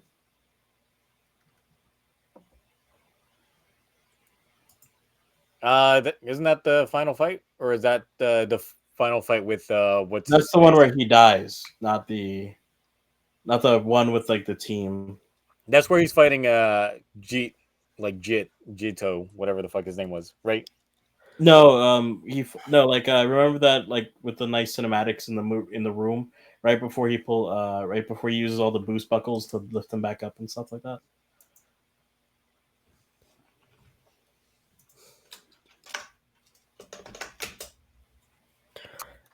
I'll put it on there. Oh, that's right. If we want Jito versus Win and Geats hands, like just raw hands. Oh yeah. Buffa and Barrow. What's wrong with you? No, that's disgusting. That's gross. That fight was terrible. Don't even. Oh, that's not even a good fight. It's not even slightly amusing. But come on, that Jito fight where he's just using the cane to beat the shit out of him. Yeah, I would say Jito's best fights have been unsuited. I think that Jito was actually, I think, a really good villain, and I don't like how they brought Suidu back. Especially since they did JoJo style face offs, so that was good. Yeah, exactly. It was fantastic. Trying to think anything else from this year. Actually, we're not including any of the Meg fights. King-Ohger did have some really good Meg fights as well. Oh yeah. Would you say the The dance battle. Yeah. Oh yeah, the dance battle with the. Oh right. My favorite Tarantula Knight versus the Kamen Rider Black lookalike bug. Honorable mention, Commander Ant or Sergeant Ant. Oh yeah, absolutely. Let's see. Some of me fighting, so I don't know why that's there.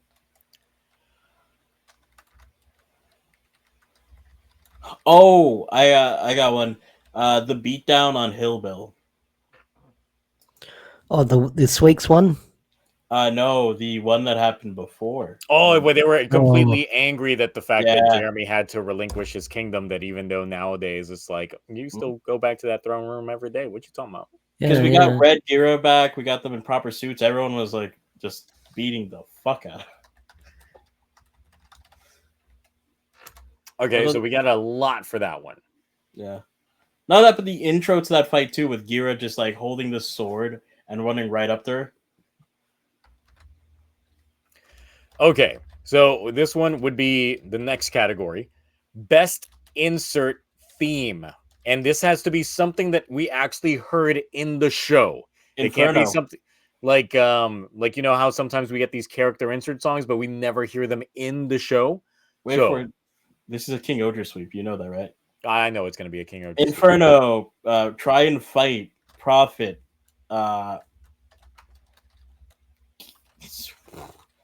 Mofu stuff. No, fuck you. My favorite is still Brand New World, so I'm putting that in there. That's the King-Ohger Extreme song for those that don't know. That was good. Try Your Luck is pretty good. The Yanma's theme. Try Fight, yeah. Yeah, Try Fight. I don't know what it's called. They haven't released the name of it, but it's the song that played during like Yanma's flashbacks that we've gotten. Oh, actually, I do know the name of it because I looked it up. Hold on. I have it here. I don't think they've released like the CD for it, and I want to hear the full version. They didn't, but it did play, and I do know.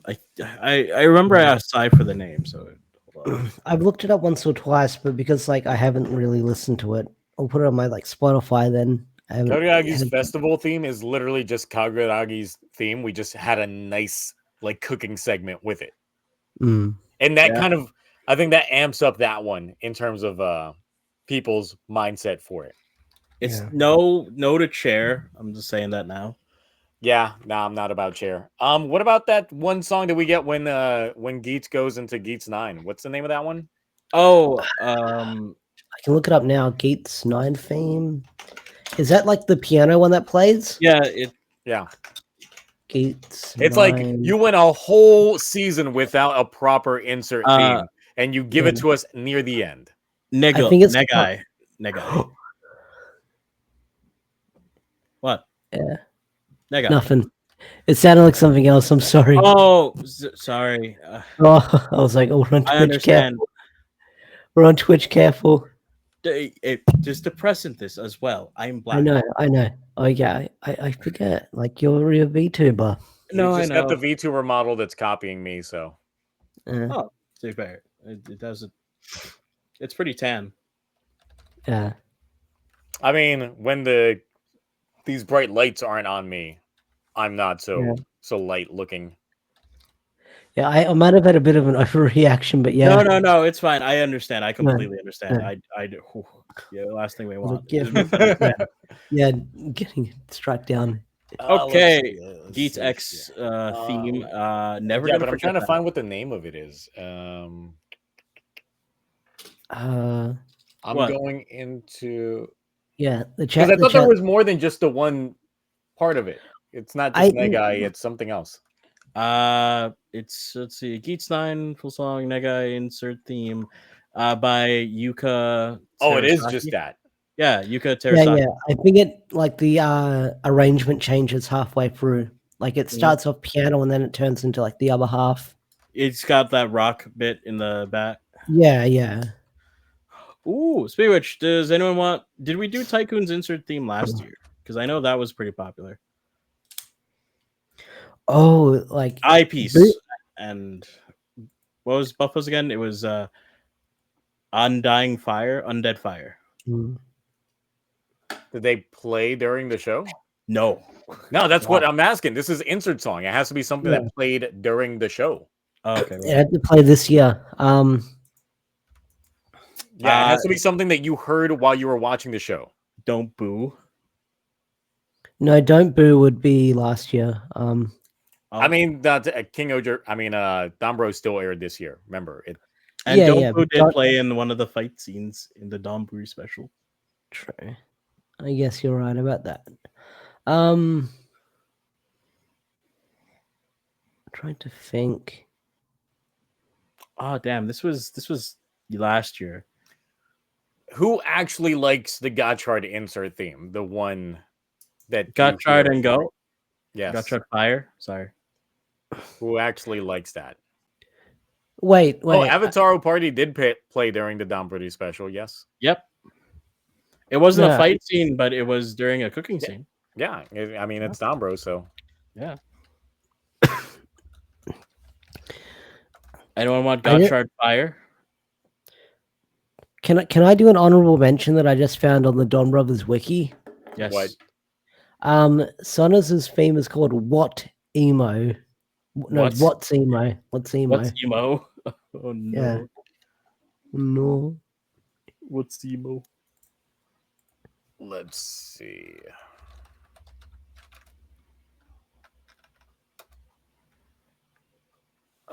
Gotchard Fire. I don't think Blazar's had a hard-hitting insert theme. It's just been the opening. Yeah. Not that I can think of.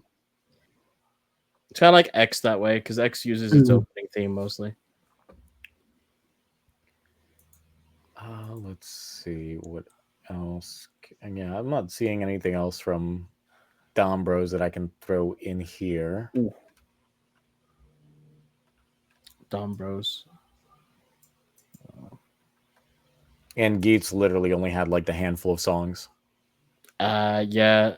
I don't really. It was just Chair, I think Negai, and what is this? The intro? Yeah. Okay. So let's see. Now the thing is, last year we had best slap. There's not a lot of slap. There's not enough slaps to fill out the roster for this category, so we're not gonna end up doing that category. So instead, what should we do? What should go with this?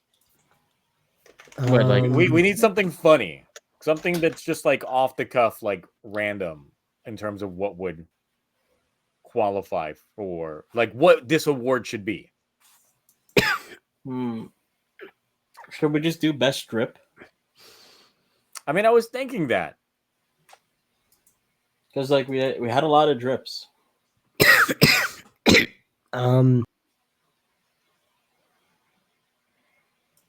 Drip is good. I guess best L. Best. Ooh, we could also do best cooking scene. Because Gotchard has cooking, Geets has cooking. Not Geets. Yeah, well, Geets does have cooking. Okay. No. Oh, we're gonna do biggest L. Okay. Damn.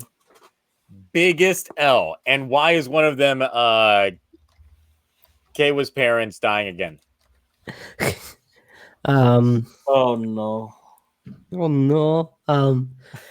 I feel like for King-Ohger, biggest L would be Racules sitting on that whoopee cushion. No, I would say Jeremy believing Racules and taking his word for it because people warned him to avoid. Yeah, I would call it a big L, but I would call it an L. You don't think Racules having to sit on that whoopee cushion was a pretty big L? Yeah, but that was probably like one of his biggest L's. That was like his most embarrassing moment. Yeah, that is true. Is that episode 19? Yes, it was. Okay. It was the worst episode on paper so far. Racules got gas. Oh no! Why? Spanner getting bodied by Dread, almost instantaneous. Yes. Do you want to be Hotaro getting bodied by Spanners? I mean, Hotaro getting bodied Spanner by gets FBI'd by Dread. FBI by Dread. I do like Dread. L. I'm trying to think, is there any L's in like Cosmic Fury or Once and Always that I can think of off the top of my head? Oh, I forgot. Hat Guy didn't get together with his date. I mean, he did. He just broke things off once he saw that Himeno was taking, people there. Oh. Jeremy creating racism. You're right. True. Oh, right. Jeremy killed the Death Knight. Jeremy caused everying. Jeremy. Yeah, that's true. Everything was Jeremy's fault. All Jeremy's fault. Jeremy's book did call Bugnerok racism. Yeah. God. It's all Jeremy's fault. Even his own mom's death is his fault. Yep. It's all his fault. Oh God. But is it worse that the bugs believed the words of a child? Exactly. That should be. Is that not a bigger L? The fact that they believed him? Maybe. Little kid that has his face covered says we got to go into hiding for 2,000 years. Why? Let's do it. Apparently, we're gonna get good shit if we wait. Oh, for real? Good shit. Good shit. You been specific? Nah, vague as fuck. You know what? Take him at his word. I'm at it. I'm in. Yep. Civil War. And it's like y'all can survive for 2,000 years. Not without you. Let's see. Biggest L. Oh, I know this is technically not an L someone took, but like the reveal of like the Fury of the Gods. Oh God. Oh God, that was so disappointment. We could put in like biggest disappointment of the year. Okay, yeah, that's true. We could also do that. What other show had an L? Biggest disappointment of the year, maybe seeing the CGI Megazords in Cosmic Fury. Oh, that is true. Oh my God, that final scene. I'll just put biggest letdown, and I'll just be like CG Once and Always. Hell, and it's not just Once and Always. Yeah, Cosmic Fury was worse. Yeah. There was 4 of them. Sorry. There were more mechs. I'll put Fury of the Gods revealed.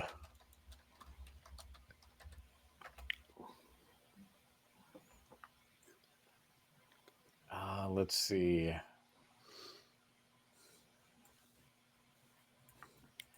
Sononi's actress not answering Zio's DMs. Oh. Damn. Biggest letdown. Daichi Redemption, definitely. That would go in there in terms of biggest letdowns. Daichi Redemption arc. That was last year, or? No, that was all this year. That was this year's. Geats ended this year. Daichi. That Daichi. I thought. Okay. Yeah, I know. I was thinking of Revice. Oh. Yeah, every now and again I keep thinking of Revice too whenever he says Daichi. What was there again? There was that would be Daiji, but then again we did get the King of L specials, so that was this year. Yes, that was this year. The King of L special, but what was like the most disappointing? Okay, that was Daiji. Okay, my mistake. Fuck redeeming Daichi and Gates. Yep. Yep.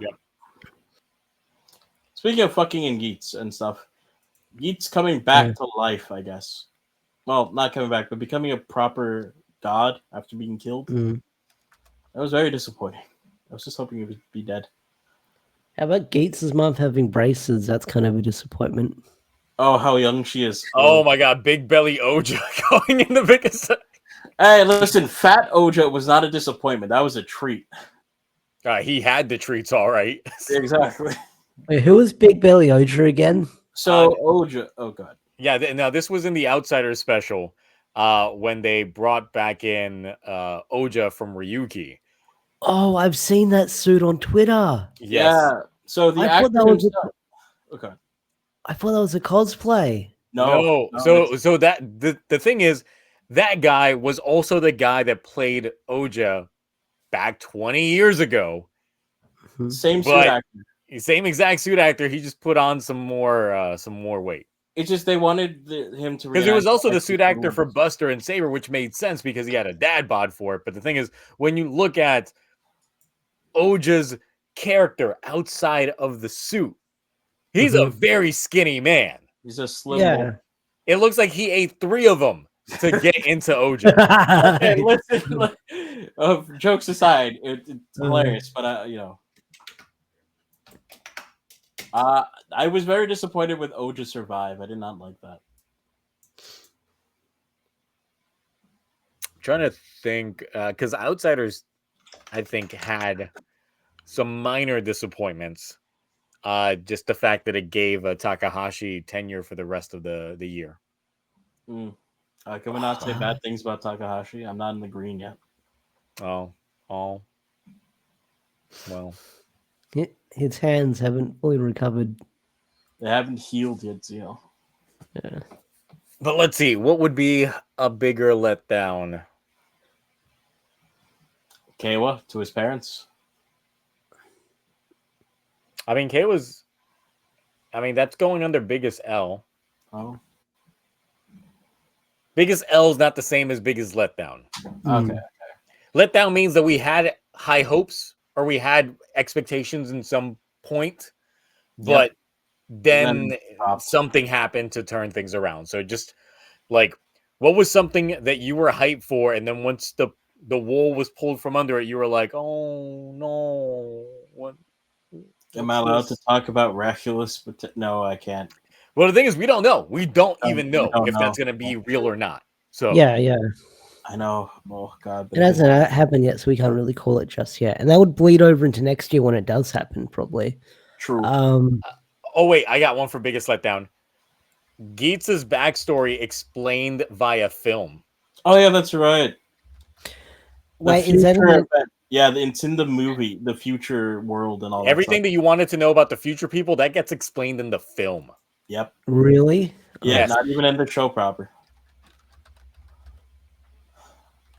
So, like the Black Nine-Tailed Fox, whatever one it's called, that has Geetsa's backstory.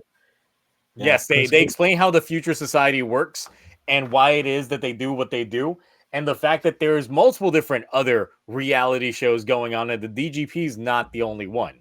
Yep, there's others. It's just they're not as violent as the DGP. All right, I might have to pirate this. I mean, watch this. You legally watch this. Legally watch this. Yeah, also, this. yeah, the Jamato backstory was another thing that got explained there as well. Mm-hmm. All right, don't give too much away. I want to walk out of this unknown. Okay, just unknown, know this. You are free to ask either Zio or I for a ticket to see it properly. Oh, I've got my computer downstairs. That's my ticket. Yeah, my ticket machine is downstairs. No problem. I understand. I got you. Yeah. But thank you there. No problems. So, was anyone else had any big letdowns? Yeah. Oh no, wait. You guys won't count that one. That was a personal letdown only. Well, maybe the chat will agree with you. No, they won't. They definitely Fear won't. of the Gods is already on here. No, they won't. Not with this one. I think I'm the only one in this camp. Oh! He knows. Yes, Crazy Orb. Yes, Crazy Orb. That one. That one pissed me the fuck off. Not King being considered a Kamen Rider by Kamen Rider Outsiders. Yes. Like anything flies for a fucking Kamen Rider nowadays. Like, what the fuck? God, yeah. Jeremy's mom. I went, what? I don't think that was a letdown. I think that was a letdown. I was let down. I was let down. Okay, so let's move on to the next category. Hardest hitting scene. So this is normally you got very emotional seeing said scene. It triggered something in you, and you were like, yes. And for me, it was when Hotaru got his face caved in by Tread. I have 2 from King-Ohger actually, One that you'll agree with me, the other one that you won't. So the one that you'll agree with me is the one we saw recently, Daboski, his backstory. That was a very good scene, I think. I personally agree with.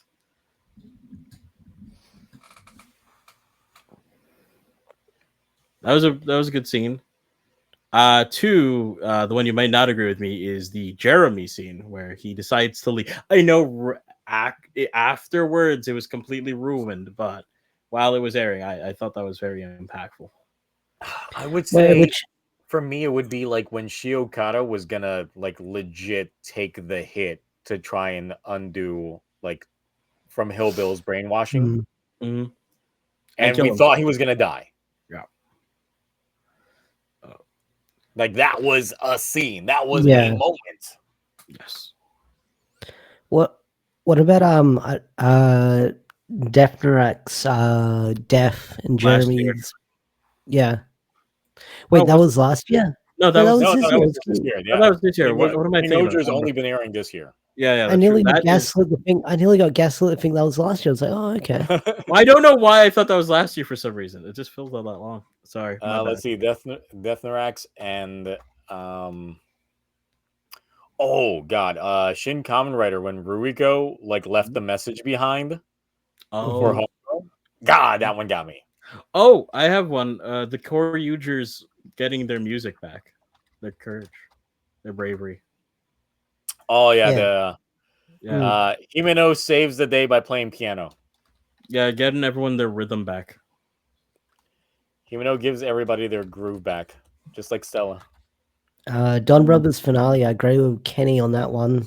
Oh, absolutely. Oh yeah. Huh. Am I allowed to be emotionally moved by Geetz's passing?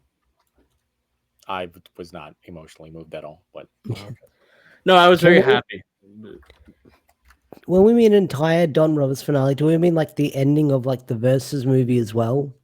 I was Or, just like- gonna no, consider- more or less like when I think it's the emotional The sting. show.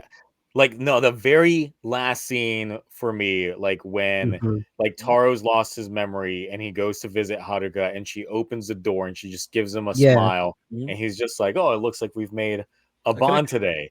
And Yeah, I'm like, I'm getting goosebumps just thinking about it. God, that was such a goddamn good What about scene. Yeah. the final roll call as well with that?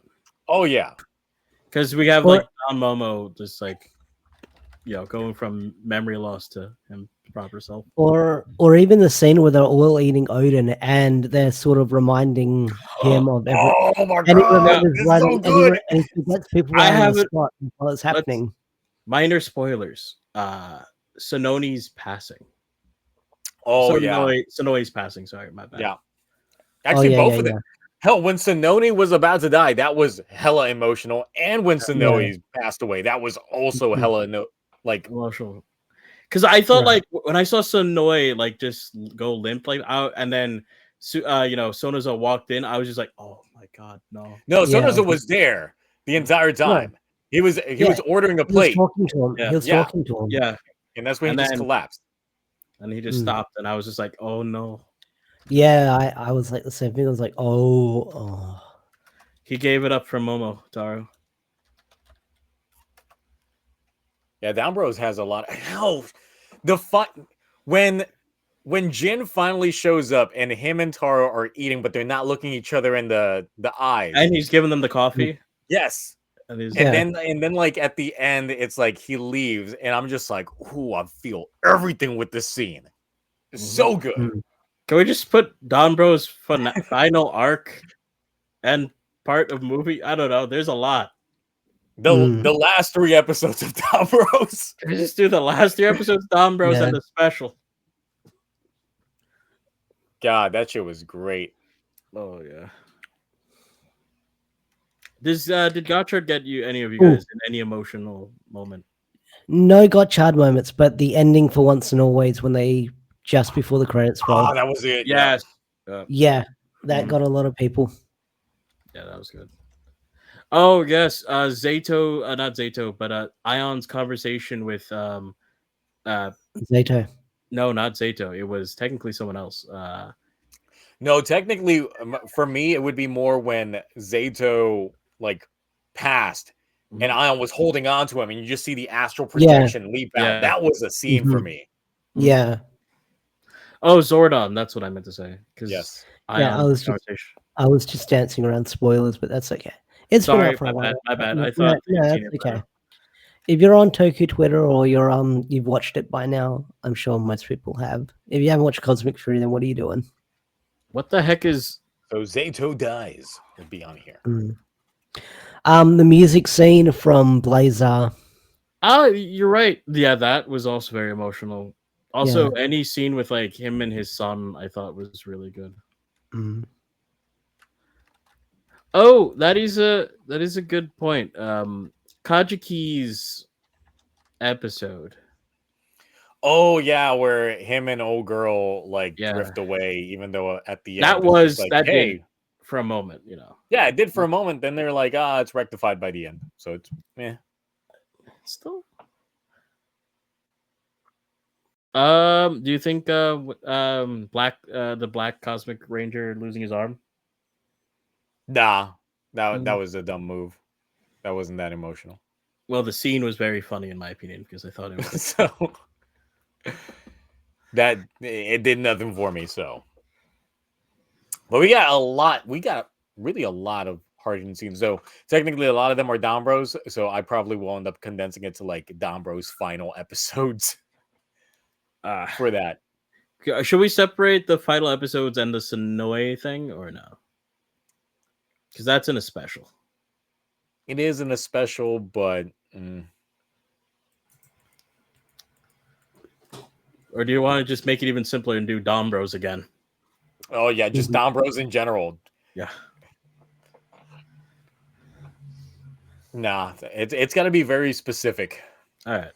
If that's the case, I would separate the two. I mean, they're gonna vote for which one anyway. Even though Don't Want to Lose Rita, that wasn't as emotional. Like when you got King-Ohger, like there was some other emotional scenes, and Yama really stole the show when it came to several emotional aspects. Yama and Jin, or not? Was it Jin? I forgot. It was Gin. Gin. Yeah, my bad.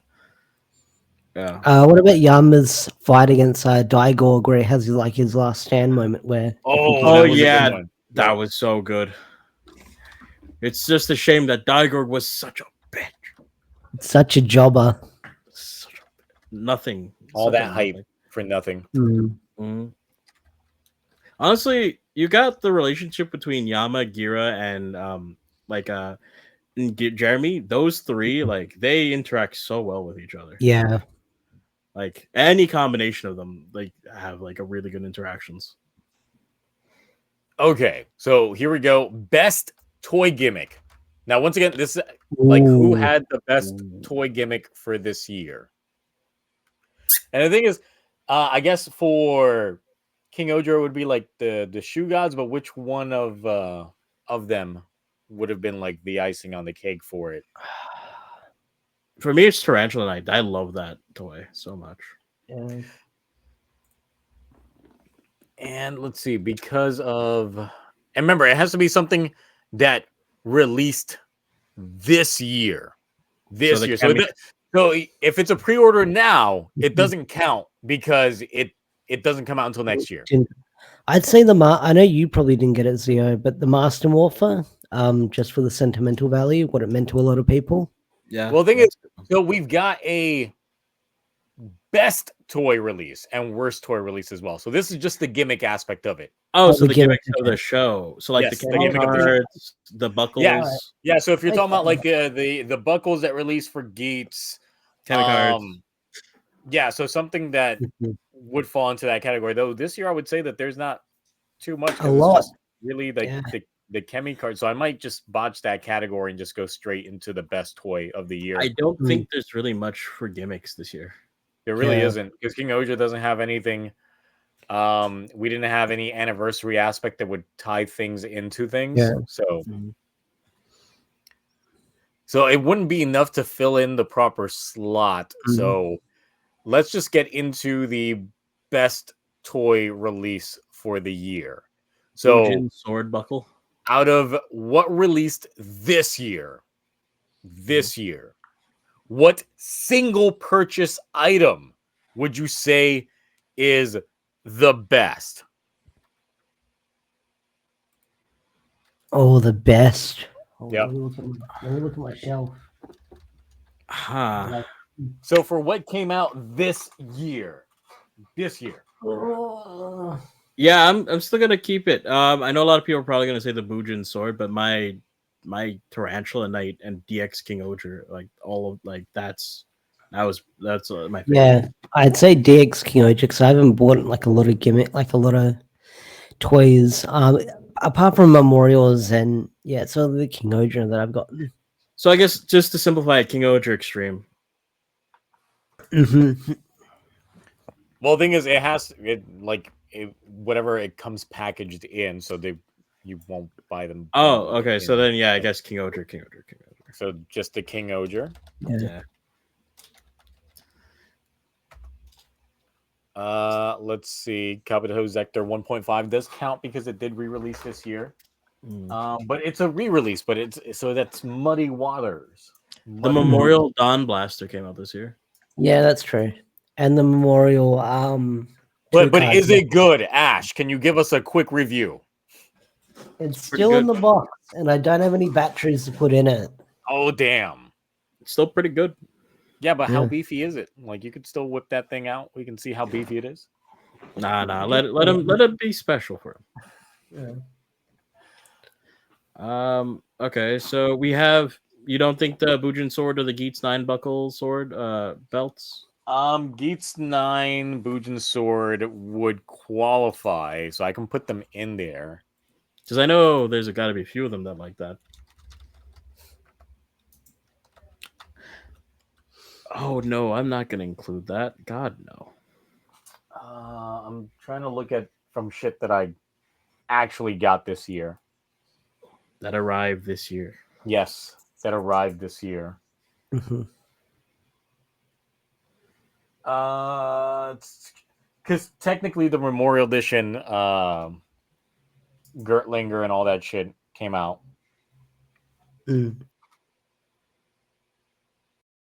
But I wouldn't say they're the best. Is there anything that you would say that out of your collection that you got this year that you received this year is like you're like, yes, this is it. I don't regret a single dime. The Vision Driver. Vision Driver came out this year. The Vision Driver. Okay, so there you go. Vision Driver came out this year. I need to get that on like IE.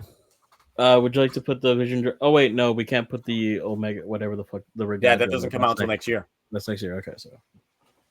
But yeah, out of all the shit that we got from Geats, like that's the only buckle that technically came out this year. As someone who's ordered that, the Sunglass Sword actually does not come out this year. It comes out next year. Got him.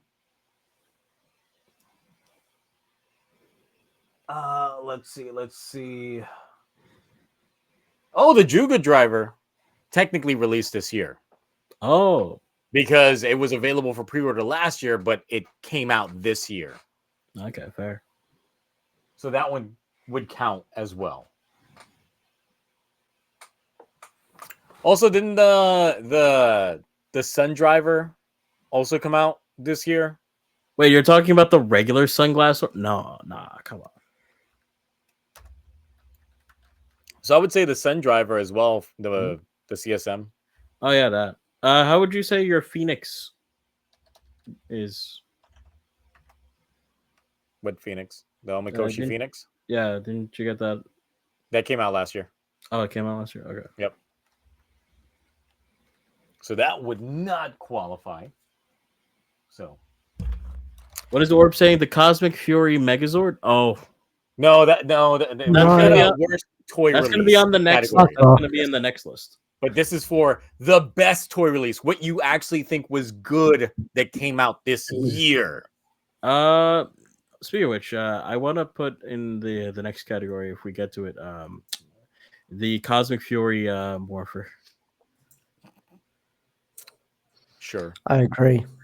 But listen, I wanted it to be good, but damn, I'm trying to think of other good toy releases from this year that weren't a re-release, reissue, anything like that. Any CSMs? No, a lot of the CSMs were re-releases of old stuff because, yeah. Sadly, I won't be getting that CSG till next year, so I can't count it. Because since I got the Kabuto 1.5, but I'm like, that's technically a re-release of one that already existed, though I really love that thing. But Memorial Edition Gold Tweakers Gear Tlinger, which Ash, you have. I haven't used it too much. Like I said, no batteries in the house. Oh, that's fine, but I mean, it's released this year. So. Visually, it looks cool. Yeah. Technically, all of the stuff from Zenkaiger got released this year for the Memorial Editions. Yeah. So those would... Which includes the original edition Taito Black Zenroku Blast, or whatever it's called. Yes, but does anyone actively go like, this is the thing? No. Only because I don't have it. And I didn't want that photo book. I just keep looking at my stuff. Oh, the Blazer Brace. Yeah, that's a good one. That one would be a good one. Yeah, that's a good one. I actually put in an order for that one recently. Goodbye, Ash. May he rest in peace. I'm okay. Oh, okay. Damn. I thought the sickness got What to him. else? What was a good one? What was Don't pray for me. No. Actually, the full action Kyoryu Jin. Oh, okay. What do you mean did the Memorial Edition or Bring come out this year? The heck? I thought that came out years ago. Or a while ago. Or was that just the regular Warbring? You know, the Death Stream driver, even though that did come out this year and I did get it, I'm still somewhat disappointed in it. Damn. And you got it for 60. I know.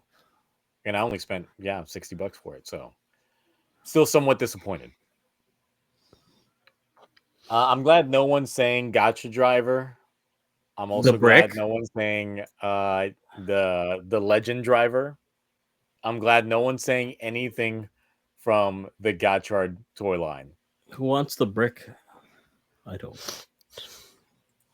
I would love to get that Sun driver, but it's got sold out and it's too expensive. You can get the shitty DX. I don't want the shitty DX.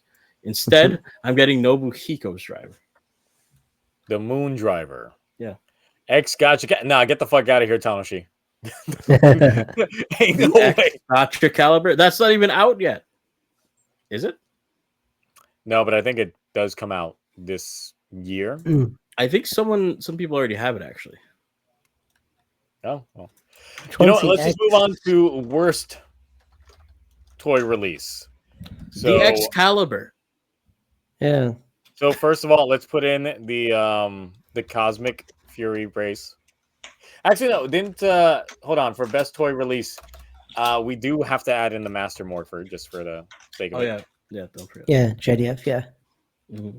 So let me go back.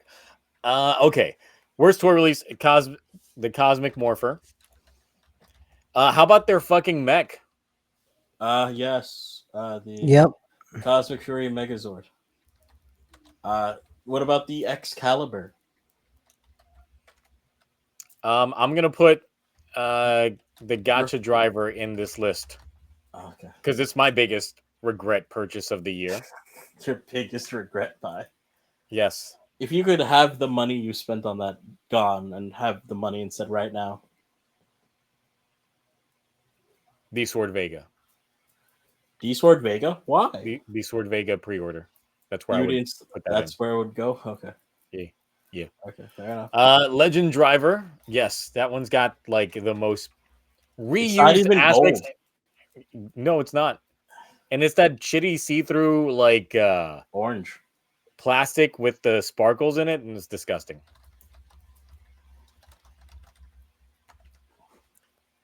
Oh, what else? What else we got from this?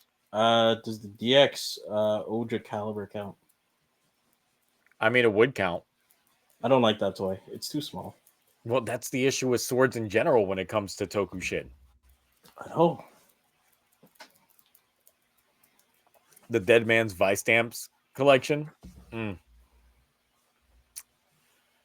yeah, Oja Caliber would count. And I would just specify, obviously, DX Oja Caliber because we know Memorial's probably coming, but it ain't this year.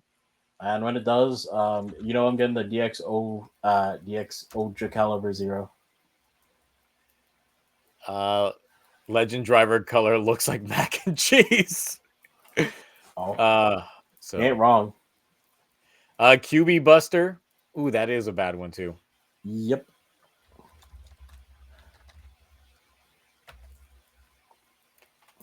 Let's see. Anything else from that? I feel like there's got to be. There's one I'm forgetting.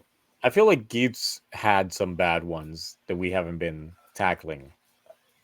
Yeah. Oh, there's some buckles. Let's see which buckles. The Laser Raise Riser. buckle, Laser Raise Riser, because the like premium a few months later they Razor came Razor. out with the fucking Memorial Edition. Yeah, the premium one where you can get premium Kekra and premium Baraba. I remember that. Yeah, that was bad. Especially since they had a lottery for the first ones were the ones that got the cards that actually had it.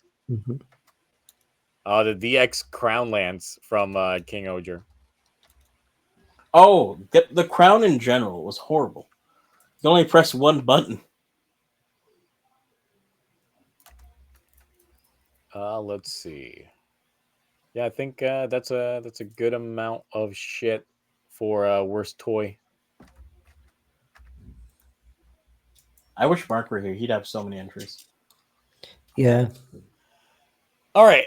So I don't know too much on this one because I haven't played any proper games or anything. Because we have last year we did best Toku adjacent content. So that would be something that is not tokusatsu, so it's not live action in that way, shape, or form, with proper suitmation, special effects, and all that good stuff. But it is very attributed to Toku, even though it's technically done in another medium. And I would throw in Godzilla -1 because it's not. Yep. It's not Toku. It's completely CG. What about Monarch as well? Too?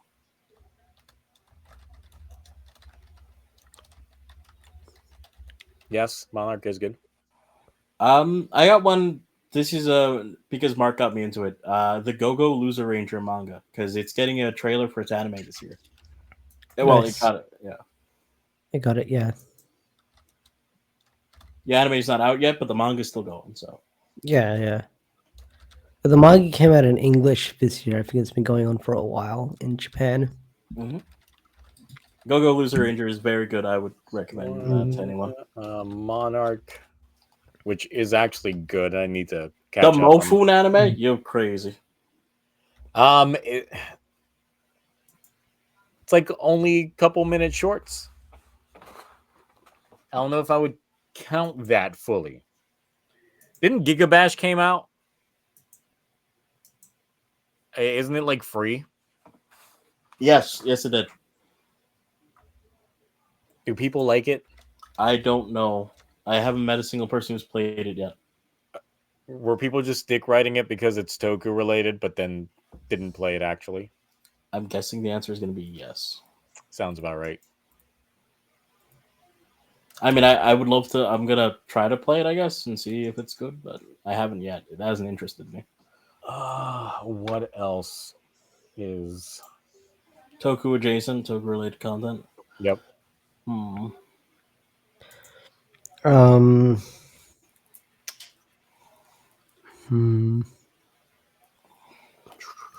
Is there a lot? I'm trying to think.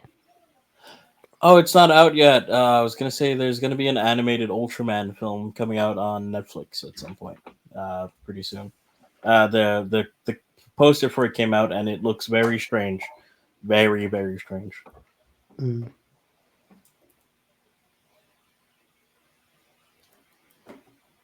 I think that's it. At least that's all I can think of. So only these three? So Go-Go Loser Rangers, Godzilla -1, Monarch, and Gigabash. Yeah. Okay. There's no need to condense things down. Cool. At least the good ones, anyway. Yeah. All right. Ooh. I mean, last year we had some good amount of them. Let's see if we can think of anything for this year. Top betrayal. Racules and Yeah, Racules. and the Jesters, I guess. I don't know. Fuck it. Racules in general, his whole everything. Yeah. Don't forget Dobowski in there as well. Throw him in there. Yeah. I think Gates had some betrayals in there with like Buffer and. Oh yeah, Buffa killing Keiwa's sister, and then just Sabimaru. Although that's technically possession, but I would count it.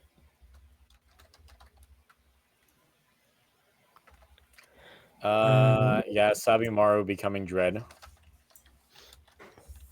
I know it was an accident, but technically. Power Rangers Cosmic Fury with Ollie.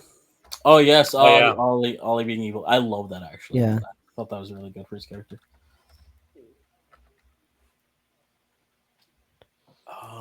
Let's see what else.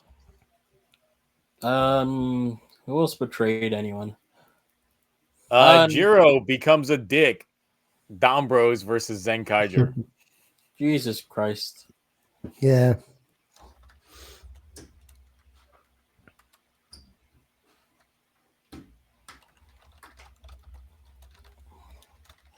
Sonoe technically doesn't betray them, so I can't. Actually, Jiro does betray them at the end because he was like, "But I gave you everything. I was in charge." Oh, fine.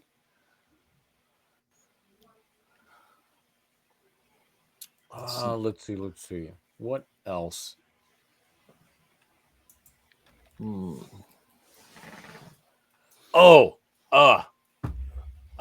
Subasa's girlfriend, like Natsumi, was just like, yeah, this is not gonna work out. Yeah. And then she actually properly leaves him for Tsuyoshi. Oh my god. Yep. Well, to be fair, he also moved on as well. Yeah, afterwards, after he fought everything, his entire plot line was that. Yep. Yeah. But then his friends are still eternally sleeping. The thing is, it was about him moving on from the perception of Natsumizuo. You know this.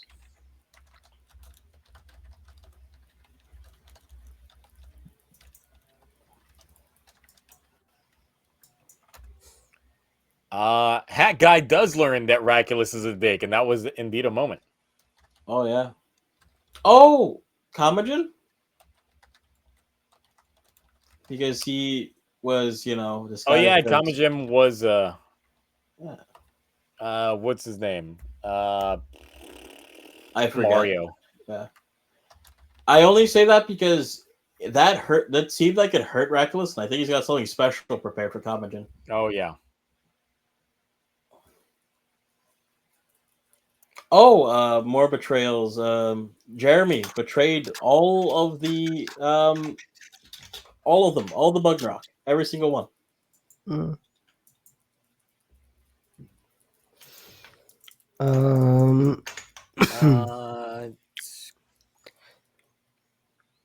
Let's see. Jiro a la carte. I mean, technically, Jiro does the betrayal multiple times. Jiro betrays several times. Yep. Oh no, I know someone who's not happy about this. Let's see. Anything else that we got going on here? Do we count the kings betraying their people? No, not really. I wouldn't call it a crazy betrayal compared to the other stuff. Yeah. Not like when the what do you call it? Their assistants betrayed them. No. That was more mind controlly. Yeah, that was more mind. It was a shocking moment, but then it was more mind controlly. Technically, in Shin Kamen Rider, when Ichimonji switches sides from being Shocker to working with the good guys, is a betrayal to Shocker. That is true. Yeah.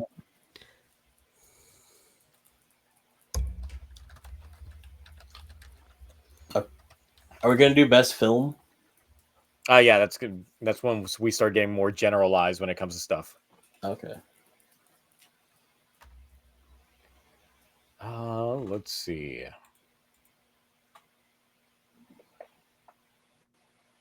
I think that might be it. Yeah. If we think of some other stuff, we'll go into it. Yeah. All right. So we had this last year. We're doing it again. Best thirst traps, but we're starting with guys edition. I'm leaving for the girls edition. So I'm gonna categorize this as best husbando category. Didn't we get a shirtless Yamasine? No, we got close. We got a shirtless Daboski scene. Oh yeah, that's true. So how will voting work? Well, the thing is, once we got this categorized to a short list, then I will make the poll available for folks like I did last year. And then the voting will run up until pretty much the end of the year. So, and that'll be like the New Year's something. Yes, new video or whatever. That will be the New Year's video. Okay, so we got Yama, we got some Daboski, we got Jeremy. Man, that Geets guy is getting no love. No love for Geets. No love for Gotchard ain't got shit, so. Yeah. Sebastian. Oh, yes. He's a handsome man. Proper Sebastian, yes. That is a handsome ass man. Mr. Dearborn. Mm-hmm. Might be a King-Ohger sweep. Yeah. When we get things. Ace, nah. Oh, wait. What's the name of the dude from Blazar? Which one? Oh, the ab guy. Oh, yes. Yes. Yes. Yasunobu, that's it. Yeah. That would be the one. Technically, I have to speak for Nexus. Daiji. Oh, because King of L special. Yeah, and he was. You know what? I can tell you ring. right now that's not gonna make the short list. So I'm not even gonna throw that into the long list. He was in the boxing ring. I listen. I was just helping a friend out. Gento from Blazar. Okay. Oh, going for that dad vibe. Okay, I like it. Racules himself, King Diculous. Yeah. Would we throw Dabowski on that list? Blazar himself, because he did have them. Not only did he whip it out, but we also got like ass shot. God, I wish this was back when Taiga was airing, so I could just say Titus. Zio would probably flip out over Titus. Oh my god! Even what do we have last year? We had George Katazaki, we had Nobuhiko, we had Date because the O's 10th, and we put in Black Kaito from Down Bros. Did we put in Black Stacy? Black Stacy. You got Stacy. Black Stacy.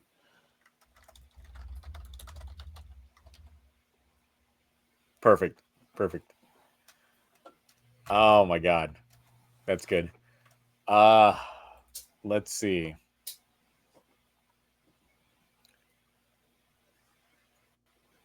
I mean, if we put the 2-for-1 with the Black Kaito Stacy aftermath fight, I think we already know which one's winning. We already know which one's winning on that one. That was a very nice fight they had. That we will never see. You think they used condiments? No, I think they went raw. You didn't see any splatter going on. All right, fair enough. Okay. Grody's not that. No, not Grody. God. No. What's wrong with you? So, remember. Oh, wait, Sonoy.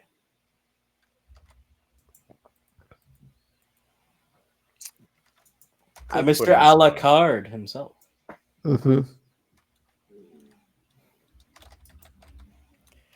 Okay, since of course Domrose still gave us some content. Best waifu category, and why is Sononi already on this list? I Sononi. already know. So that's going to be on Can there. I say this just to get out of the way? Jeremy's mom, and then like just move on. Okay. Yes, Jeremy's mom. Moving on. Okay. We'll put in Himeno. We'll put in Rita. Morphonia. We'll put in Emmy. We'll put in Henri. Morphonia. But we already know what the long list is gonna be. Honestly, some of these long lists, I'm gonna have to put in some votings to have people. Wasp Org. Oh my god. Wasp. Black Scorpion Arachnia. Org. Black Scorpion Arachnia. Org. Yep. Yeah. Wasp Org. Scorpion Org. Yep. Scorpion. Even Ruiko.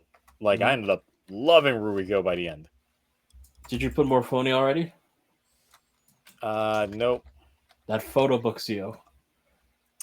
Morphonia, Emmy, Henri. Who else? Lactes. Oh yeah, finally something good that they brought us with Gotchard. You can't forget about good old. No, not Clothis. I mean, if you want to. Hillbill's not even gonna make the short list on that. You one. wanna I'm trying to put put people that aren't proper like contenders. Zio, you want to put Clothos even though Lactes is there? They're not making. I can already tell they're not gonna make the short list. Okay. This is probably gonna be the bloodbath category here. This is the category where it's everyone dies at the end. Sumri for Geets? Nah, I mean, I guess. But by that... White Sumri with the shitty wig? No. No. Stop it. Stop.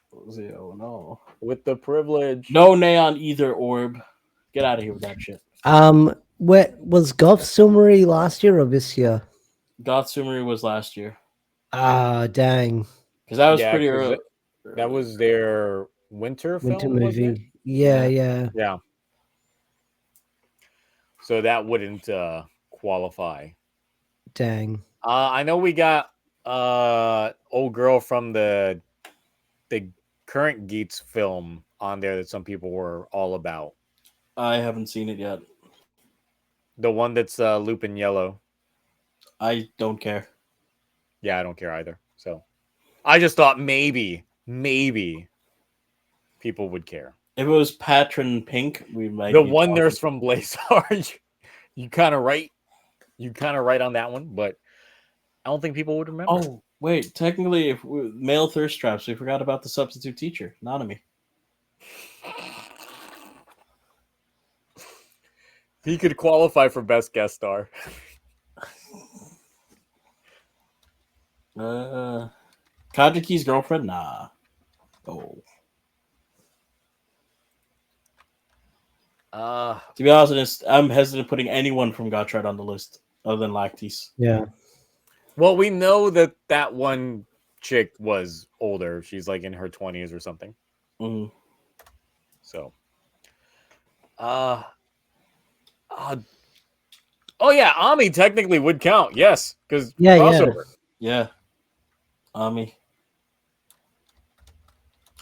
Oh, so would Oni's sister technically. Well, Haruka. I mean, I know she's 18, but it's kind of weird because she is a high schooler. So I know I wasn't asking for it. I was just saying technically it would count. Let's see. I know Suzume is not going to make the short list for waifu categories. No. Yeah. I think that's it. At least all the notable ones. I think that would be it. Because anyone else would just be pretty niche and probably get eliminated. Yeah. Or wouldn't even get a single vote, probably. Best side special. Side special? Were there? Yeah. So just to note, the ones that we had last year was Revice Legacy Veil. We had the Kamen Rider Gem Smart Brain and the 1000% Crisis. We had the Hurricaneer with Dombros and the Birth of Chimera special. So for this case, like the Dom Booty special would definitely qualify. It would be the Dombros crossover with Zenkaiger. Yep. Yep. Dombros v Senkaiger. Would we count all of the stuff we got for what is it again? We got the Outsiders? Racules special. The Legend special. Legend special, Outsider Legend special, special. or no? Yeah, Outsiders count. Okay, so that would be the Bronze Drive and the whatever the hell else thing. The majority of Outsiders was this year. Oh yeah, Punk Jack last year we special. only got the Genpausers. Punk Jack special was this year too. Yeah. Tycoon Shinobi, yes, that one counts. That was a good special. We got ZO in there. Can we count ZO for best guest star? Jesus Christ. Once we get to that one, I'm a Ranger Dombros, so yes, that one's in there. Let me see. Hurricaneger was last year. That was actually in last year's awards. Yeah, that was like Boxing Day when it dropped, if I remember correctly, like the day after Christmas. So let's see which other one we have. I think those are all the good ones in contestant because the other special are like the L special. You got the that I don't count those as good. Exactly. George Ortega. No. George Ortega. Those are the ones that they're not going to win. So yeah, not even slightly. We forgot Mai from Abba Ranger. The thing is, I'm trying to. This is the long list. This is going to get condensed down to 4 for each category. Also, Mai's not going to win, even though. Yeah. Yes. I'm trying to think realistically on which ones have real shots. It's going to be. In which case, I really think the Blazar girls are not in a league with some of these other. Listen, they're probably they're probably not. Yeah, based against some of these other ones. Come on, Henri. Come on, Henri. I know Sononi's gonna win, but still. I mean, we got some heavy hitters this year. Are you talking about Jerry's mom? So. Okay, so we'll move on from that and put in best on-screen death. And why is the baby from Dombros going to be in here? Because of course he is. That is true. Sonoy. Put that in there. Put that shit in there. Yeah, Sonoy. Yeah. Baby Dombros. Sonoy. Technically, Sononi also died and he got revived due to Tsubasa's wish. Yeah. Ace's mom. Ace. Yep. Rene's dad, whoever that guy is. He's still alive. Right? Within the show, they've said that he's still alive. Oh, okay. Sarah. So how many times? Sarah became a tree. Twice. Death Narak. Ooh, that was a good one. Oh yeah, he had a really good death. Jeremy's mom also technically counts as a death. She died on screen. We see the old death. Yeah. Would we also count the old queen from Gokon? Wasn't that impactful? Technically, not even just her, but also the one for Tofu. Oh yeah, that too. Both of them. Ruriko's death. Ooh, that one got me. Yeah. Oh, that reminds me. If we're talking death scenes, it's got to be Hongo. Yeah, you gotta put Hongo. Oh my god. Yeah, Takeshi Hongo. That was a fucking moment. Gorma technically in the latest episode was one because that was like an ass beating. Kawa died more than once. I mean, when you lose, that was in the beginning of Geats, so I wouldn't count it. He didn't really die towards the end of Geats that much. Raygo's death wasn't retired. Great. I would say like the Hongo one was really the one that got me. Yep, that was really like, good. Oh shit.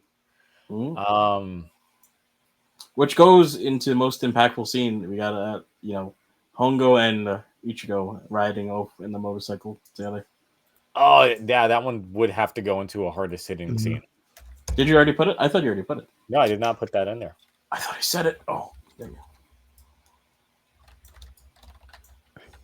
Wait, John. Who's John telling to shut their mouth? Rita's dignity? No. No. That did die in a most recent episode, but no. Let's see who else. We already put Jeremy's mom death. I think that's it. I think we're good here. Yeah.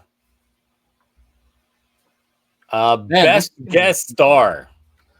ZO. I don't know my Toku guest stars, so I'll let you guys handle this one. Zeto is Kamen Rider Zeto. He is the first ninja rider. Yeah. Yeah. It's just I don't know my Owen Shinobi. that well. Would Stacy count? We're not counting anything from Outsiders because that's meant to be like nothing but the best of. Would we count Stacy? And I wouldn't even. Yes, Stacy would count. I'll just put True Rival. True Rival. Sorry, I don't know why I keep calling Z Cross Zeto. I don't know. I still have Zeto on the mind. I was watching it the other night. Let's see what else. Of course, Hotaro's teacher. Yep. Hotaro's English teacher. Oh yeah. Who else would that count as a good guest star? Oh, I guess the Kyoryugers. Well, most of them, except for King and. For Down Bros at the end, we did get Kusaka from Fies and also Yellow Racer from Car Ranger. Yep. And wasn't the driving instructor like a big? He was big a blue. actor? Yeah, he was a blue Yes. from a previous season. Yeah. Sono Go and no, it's Sono Na and which ones was it? Inoue, who guest starred in his own stuff. Inoue did guest star, but he was a had no bot. speaking line. Oh wait, I know one. Shinken Red. He was a dead body in. He was a dead body. Shinken Red. Come on. It counts. Yeah. His face was seen. It counts. Shinken Red is a corpse with his perfect English. Gosh. A task. Every time he just said it, I died so fucking much. It was good. It was great. What else we got? Yes, I forgot. Yeah, driving instructor was Gamel from O's, I guess.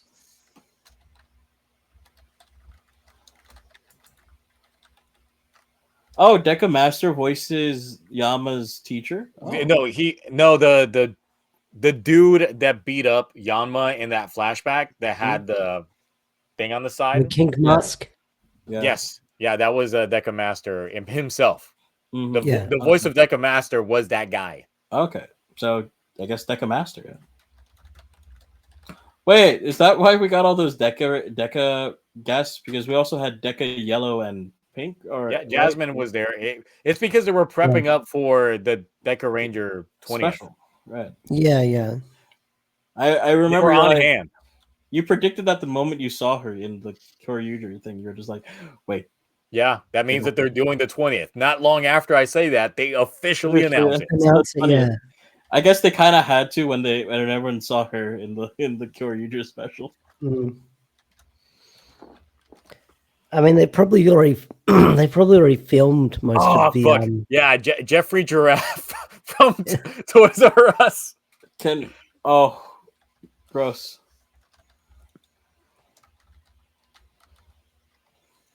That's a good one. Oh, there were guests in Blazar, I think. I just don't remember. Yeah. Oh yeah, Kaido's actor from Fies was in Blazar. Yeah.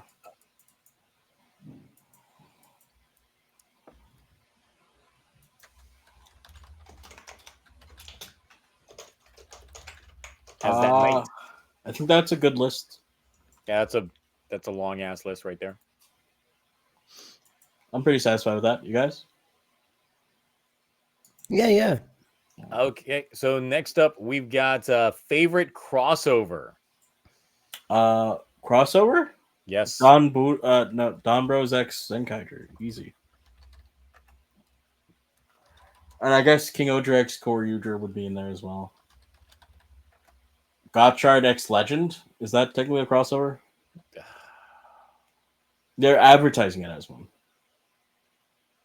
It's like crossing over 2 new IPs that people don't know about. Nah, fuck that. All right.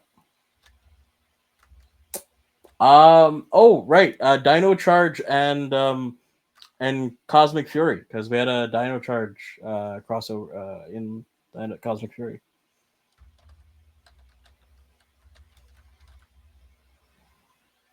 I would count that, right? What do you think, Ash? Sorry, what was that? Oh, I said there was a Dino Charge. Not only that, but they also had Ninja Steel crossover with that. Wait, when was in, it? Cosmic Fury. Yeah, because they're roster technically. Because they showed up. They're not physical. Oh, and Mick did. Yeah. And so did what's his name, who was in Dino Charge. And also Billy was there. That is true. The Dino Charge one. Oh yeah, okay, sorry. My brain skipped a bit trying to think. No, it's okay. It's still early for you, right? No, it's nearly 2 p.m. here. Oh. Would once and always count because it is technically like one for us. First roster versus second season roster. Yeah. Mixed together. So I guess it counts. Yeah. It disgustingly counts, I guess. I don't like it.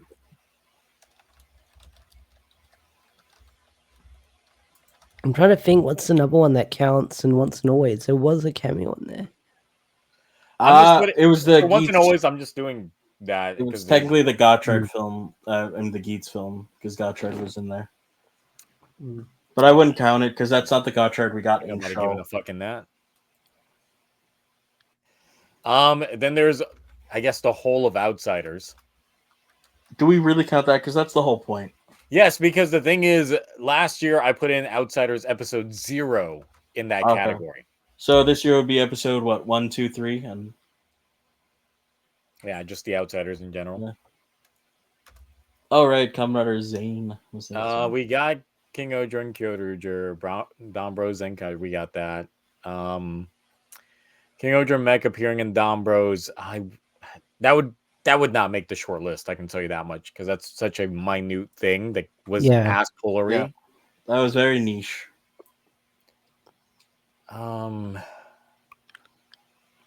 Anything else that we really got?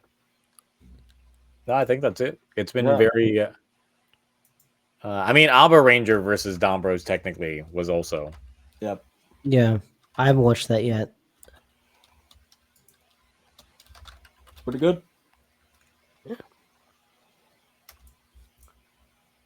Okay, so moving on, we have. So last year we had best lead followed by best actual lead. Oh. Yes. I don't know if that would qualify for this year. Gira, Yama. I mean, that would, but also on like. I mean, last year we had Ace and then Keiwa. And this year it could still be Ace and then Keiwa. Yep. And we also had Taro and then Haruka, so that would still technically count. I would also still say, Gira, Yama. Or would it be Jeremy, technically? I don't know. It's one of the two. No, Gira and Jeremy just hang out a lot together to the point that they get easily like sidestepped.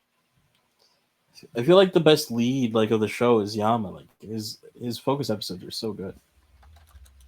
So best lead versus best actual lead. So yeah, we'll put in Gira in best lead, and actual lead we'll put in Yanma. Hotaro and what's his name? How come I can't say it? Sabimaru. No, it will be Hotaro best actual lead. Everyone else.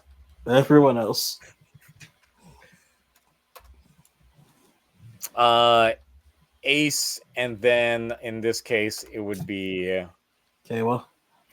Do we still want to do Keiwa? I would say Buffa got some more spotlight, but okay. We'll do I would Keiwa. say we can do Buffa. I don't care.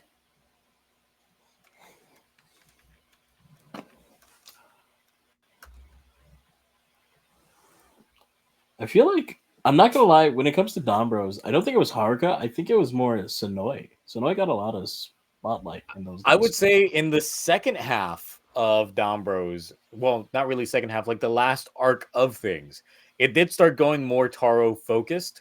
Mhm. So it helped things out a bit. So I would say that there's not. But yeah, it would be Taro, and then I would say something like Sonoy. Because I think like he stole the show, especially in the not Donbury special, but the crossover special. Because he brought Momotaro back.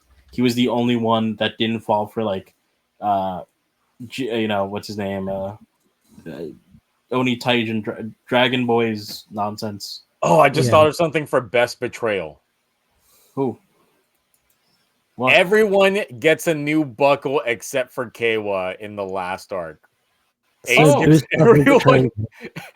right. Keiwa has to make it himself. Yep. Well, no. Buffo got his through a wish.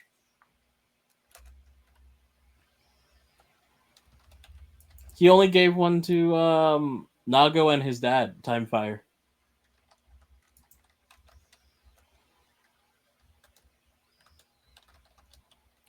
Ichigo and Ruriko. Yes, I would agree. Oh, right. No, wouldn't you? Oh, I was gonna say. I would say Ichimonji kind of took the spotlight, but it was still technically a more Ruriko focused thing. Definitely. The entire plot progression was Ruriko. Mm-hmm.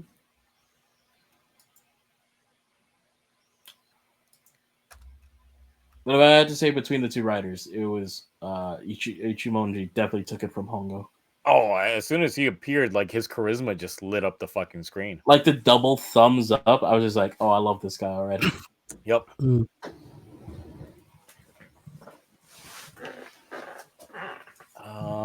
Can't really make that for Blazar because that.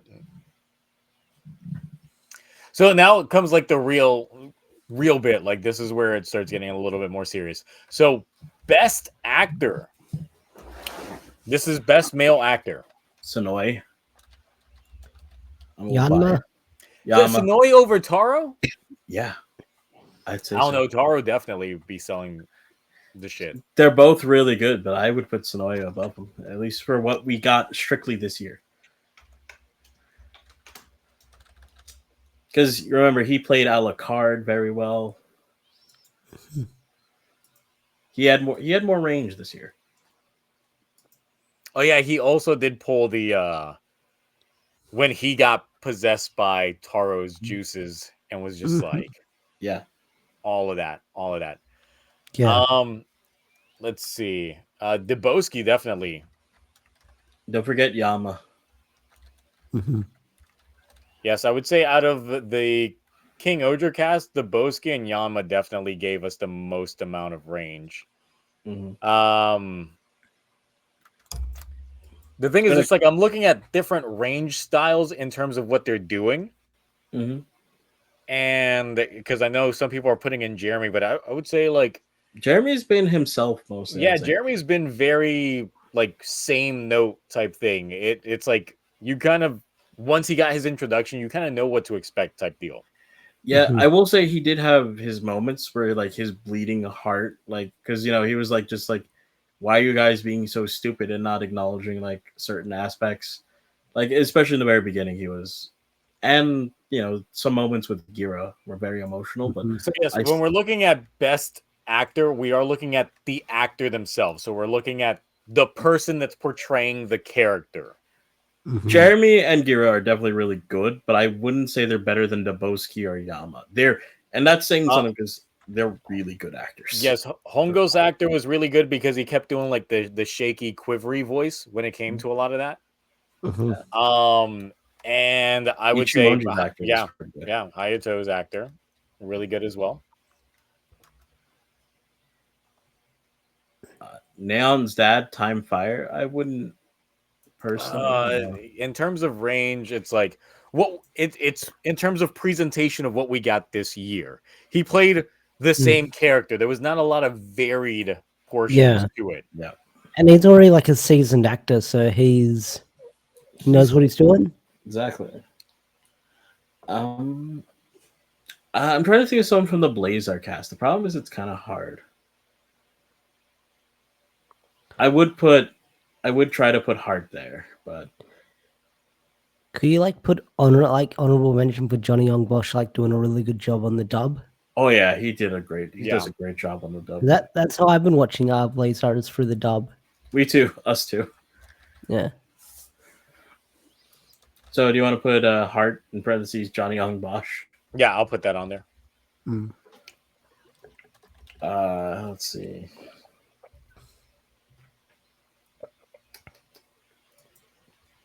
Any other really standout male actors? Yeah, so Dumrock brings up a really good point. Ace's actor, especially once we got to like the Gates movie and how dumb he acted in that first bit, which is my favorite part of the film.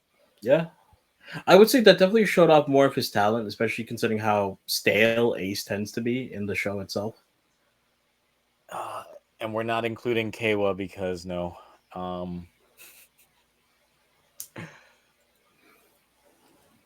We did get a range of Kawa. It's just I didn't like Wasn't good. Wasn't good. I think this is a good long list because it's going to come down to people from this category in general. So, yep. All right. So now we got best female actor. Rita, actually. Rita definitely, when you consider the range that she goes through in the show, pretty good actor. Ruriko, once again, gotta throw that in there from the film. Haruka's actress. Yep. Yeah. I wouldn't actually put Sononi in there because no, I wouldn't either. Because she doesn't really do much now. Yeah. And her like personality is very sort of like not monotone. I want to say like doesn't emote much like here and there. It's mostly just like I love you, Tsubasa. No, because even for last year's category, so last year we had Haruka's actress, we had Neon's actress, but Neon's actress gave us some good emotion. I would say the emotion for this part of the show of Gates was not as impactful as like those first like few episodes that we had last year. Yeah. This year was the Neon reveal with her actress. Yeah. Oh, her character. So, although but I would say the emotionality came more from like her mom than anything. Yeah, That's where I would like start, but digging more into the weeds. I actually have an argument to put Sononi back on the list. Thinking about it, because you said Sononi's death was this year, right? Yes, Sononi's death was this year. Did you know that acting range, like her, like remember, like discovering like what love is through Tsubasa and all that stuff, like, and suddenly getting emotions, like, because remember there's that scene with all three of them where they're like, oh, I have emotions now, and they're like, you know what we have to do, we got to kill you, and then they're all busting out in tears, just like, I don't want to do it. No, I don't want to do it either. Yep. Like that was great. Like that was really good from the three of them. Like. I kind of do want to put Sononi in just for that, like alone. Plus the death scene. Athropos is actually a good one. That's of course the young girl from Gotchard, probably one of the best actors in that entire show. Yep. Especially for being 9 years old. And already doing a better job than some of the leads. Yeah. No, disgusting. Terrible. Are we gonna have a worst actors list? Should we that we didn't have that last year? Nah. I mean, if we do worst actors, I mean we can dunk on folks all we want. I'm fine with that. Yeah. If we want to do worst actors, it would just be worst actors overall. I feel. Let's see. Rita, Ruriko, Haruka, Sononi, Atropos. Henri, I would say. Sorry, not Henri. Emmy. Emmy did have some very emotional scenes, especially once you start getting into like the daddy aspects of things. Yeah, like her character is definitely developing, and I can only see it going higher until we get to the end of the year. So I would definitely put her on the list, at least for contention. How many episodes does Blazar have left? It ends in 25, and we're on 17, I think, right? No, we're I on. thought we were on 20. 20 Yeah, we're on 20. already. Jeez, 6. Blazer has 6 episodes left. And then a film. Yeah. Mhm. So Blazar is almost gonna end by the end of the year. Oh, that kind of reminds me the Decker film was this year as well. Mm. Oh, best crossover. Technically, we did have like some Dinah Decker stuff happen as well. I wouldn't have counted it. No, I don't care. So you haven't seen Dinah. Oh, Dinah is good, by the way. Especially if you like Top Gun. So I guess would that be it for best female actor? I think so. Well, unless you want to count, but we haven't seen the movie yet. I was gonna say Dabowski's the ex queen of Tofu, but we haven't. Yeah, we haven't seen the full scope of things, but I would think she's played. It seems like from the preview of that film that she plays more of an actual villain in that film versus what we got in the show. That kind of technically wouldn't that retcon what happens in that film, but I guess we'll have context once we have context. True, so. But the actress itself, like being able to play the range, I feel like that would be a good credit. But the problem is they don't have the movie. I really wish we had that movie.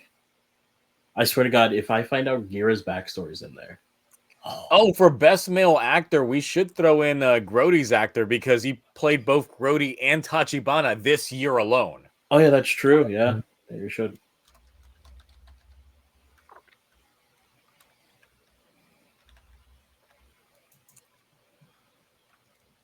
Little Tachibana. Now, should we dunk on folks and actually do like worst actor? Worst actor? Well, worst actor Hotaro Spanner. The cast of Gotchard. The cast of Gotchard. Hotaro Spanner's actor.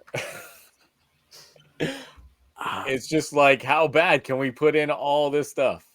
God, I really kind of wanted to put Girori for like honorable mention. Not Girori. Well, yes, Girori and Jito. Jeet for Geets is honorable mention for best male actors. But yeah, that's about it. Trying to think what else would be a worst actor role. The thing is, if we don't have enough, it could just be like dunking on Gotchard. Yeah, I don't want to do. Yeah. So let's see. Who else would be bad actor? How? I also don't think. Oh God, John might kill me for this. I don't think Jiro was that good in the Don Boori special. I'm not gonna lie. Ever since Jiro went to Norman, like he was good in the Zenkaiger Don Bros crossover, in my opinion. But and like the normal, like yeah, I don't like Jiro that much. Okay. Sarah. Oh yeah, Sarah. And by that, Barova. Rene obviously would go on there. Oh, John actually said that's fair. Okay. Kyun. Yeah, definitely. Kyun didn't do shit. It just makes me feel like most worthless character of their season. Ooh, should I do that? Just most worthless character? Yes, the most worthless character. Actually, no, I wouldn't do that because like it's different. I mean, that would be like Jiro. That would be Spanner. That would be Kyun. Nah, I don't think we should do that. But if you want to, go for it. Hey, sometimes you gotta have the giggles. All right. Ash, you know you're muted, right? I just saw you talking. And... Oh yeah. So... I thought, they wouldn't just be dunking on characters again. Like, I think the one. Well, the thing is, because worst actor, like it's not that varied. Yeah. Oh, speaking of worst actor, do you want to include Daiji and/or what's his name? What's his name? I keep forgetting. Actually, no, I got it now. Worst comeback. No. That means it's the character that was once in the show. They were gone for a bit. They came back, and when they came back, you were like, Because if that's the Kyun. case, then Dabhan, Kyun would Yep. fall into that. Punk Jack. Punk Jack, who didn't show his suit at all. Mm-hmm. He did stuff. It's just he didn't explain. It would be the Geet sweep, essentially. Yeah. Would we be dunking on Geets at this point, though? We would if for worst comeback, absolutely. Because we don't have anything for Gotchard. It hasn't been going on long enough for that.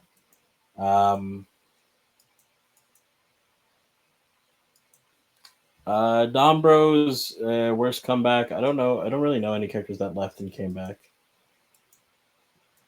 Daichi was a bad comeback as well. Mm-hmm. Daichi. Oh yeah, Daichi. Oh. Yep. K-Was Parrots. Oh god. That is actually the worst comeback. They exploded in a background shot. K-Was parents. If that's the case, best comebacks. Racules. Mm-hmm.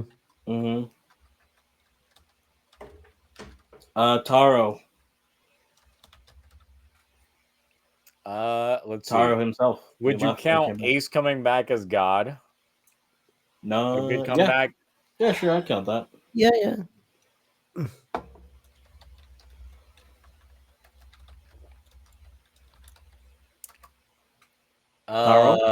Minoru coming back. Again? Yes, he just won't stop coming back. Sonoe didn't come back. That was last year. Yeah. Okay, so let's see here. Most hyped next year video release, meaning it's a Toku release for 2024.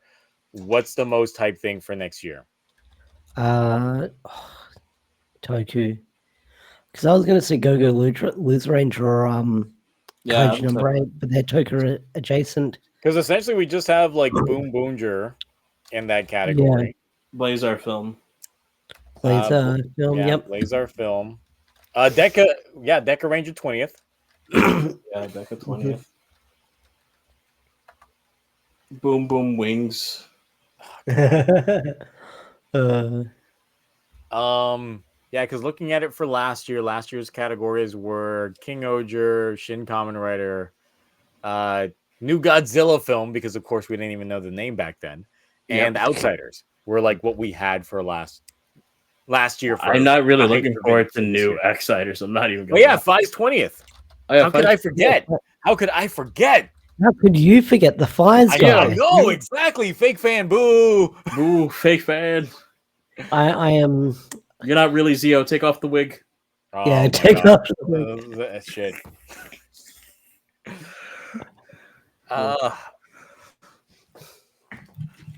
Even Orb was we don't have anything concrete for Blade 20th at all, so that we can't put that. We can't even speculate. I really hope they're doing something. If Mark was here, he'd be writing his fanfic of what he expects to happen and says that it's going to happen. No. Mark's going to be like, I'm going to write what happens, and they're just going to take my idea. And then they're do it. King-Ohger Down Bros. I mean, we know that's coming out, but I don't have like a proper picture I could then that. So. Right. Technically, the Geets. The buff fucking. Yeah. And no, the Gotchard Geets film as well. That's a winter movie. Yeah, but we're not getting subs till next year. Yeah, but we don't count that. We count what when they actually released. Okay. So yeah, Geets. King-Ohger Dombros. Yeah, that one. Explosion. Rage. I mean, I'll just keep it at those. All right. That a good list? Most hyped toy release for next year. Does something I already ordered and waiting for it to come in count? I know they haven't announced it, but I don't know if it will release next year. But Memorial King-Ohger Caliber. King-Ohger Zero Caliber. It won't release next year. They'll have it up for pre-order next year, but it won't. It takes like a good year.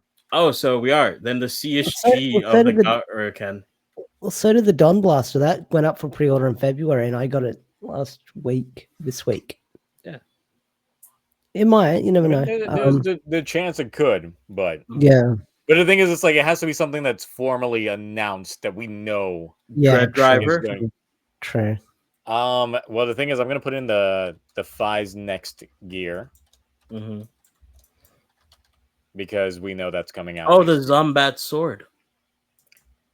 Sanvat sword, the Garo Ken. Oh, the the Zonglass sword or whatever they call it. D Sword Vega, really? Jesus. Sword. A lot of swords. Yeah. Sword Vega. Oh, don't forget the blade bow from Gaim is coming out next year as well. The Regad driver. Yep. Oh, and with that, that would be the CSM or CSG Keybat and Emperor Keybat. Oh yeah.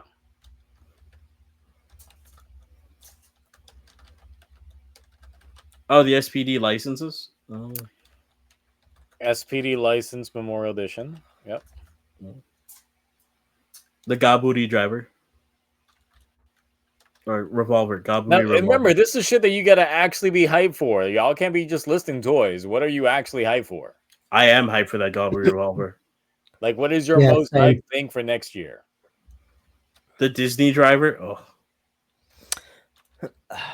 Shit, what am I excited? I got that shit pre-ordered too, so. Yeah, we all did, I think. Imagination belt. I didn't pre-order it, sadly. Oh, you're gonna miss out.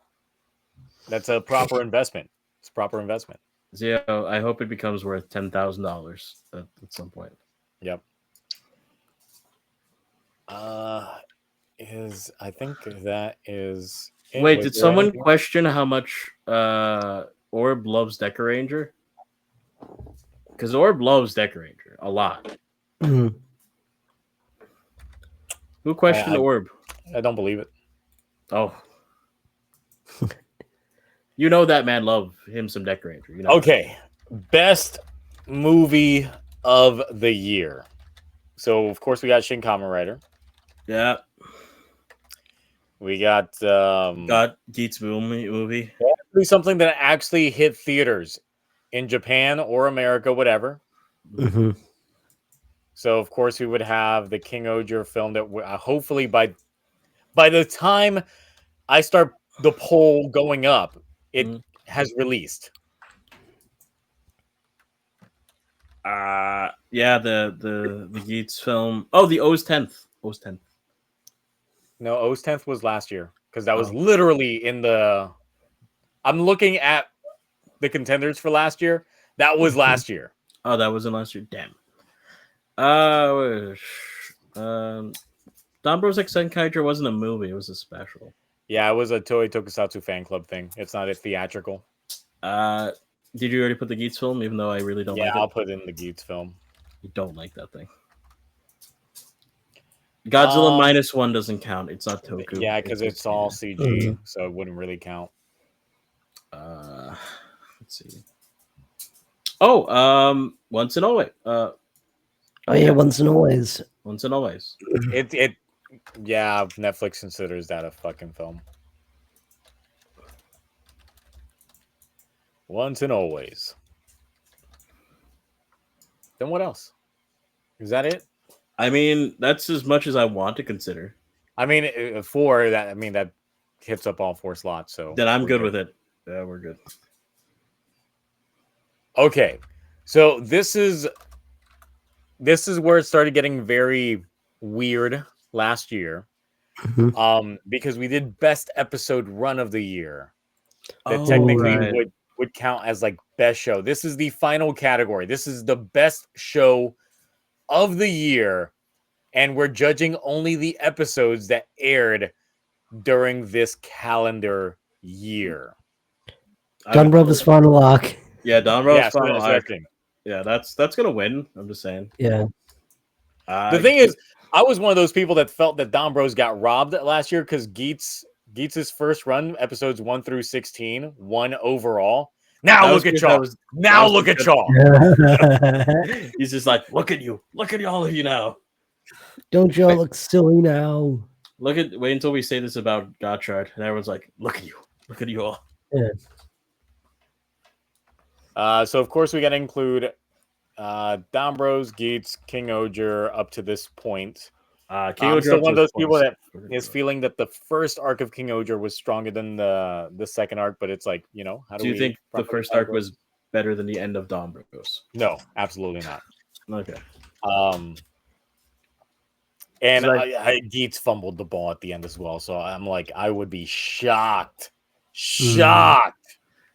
You saying that is going to make Geets win, by the way. Just don't. Gotchard is going to be in there as well because we got to put in Gotchard.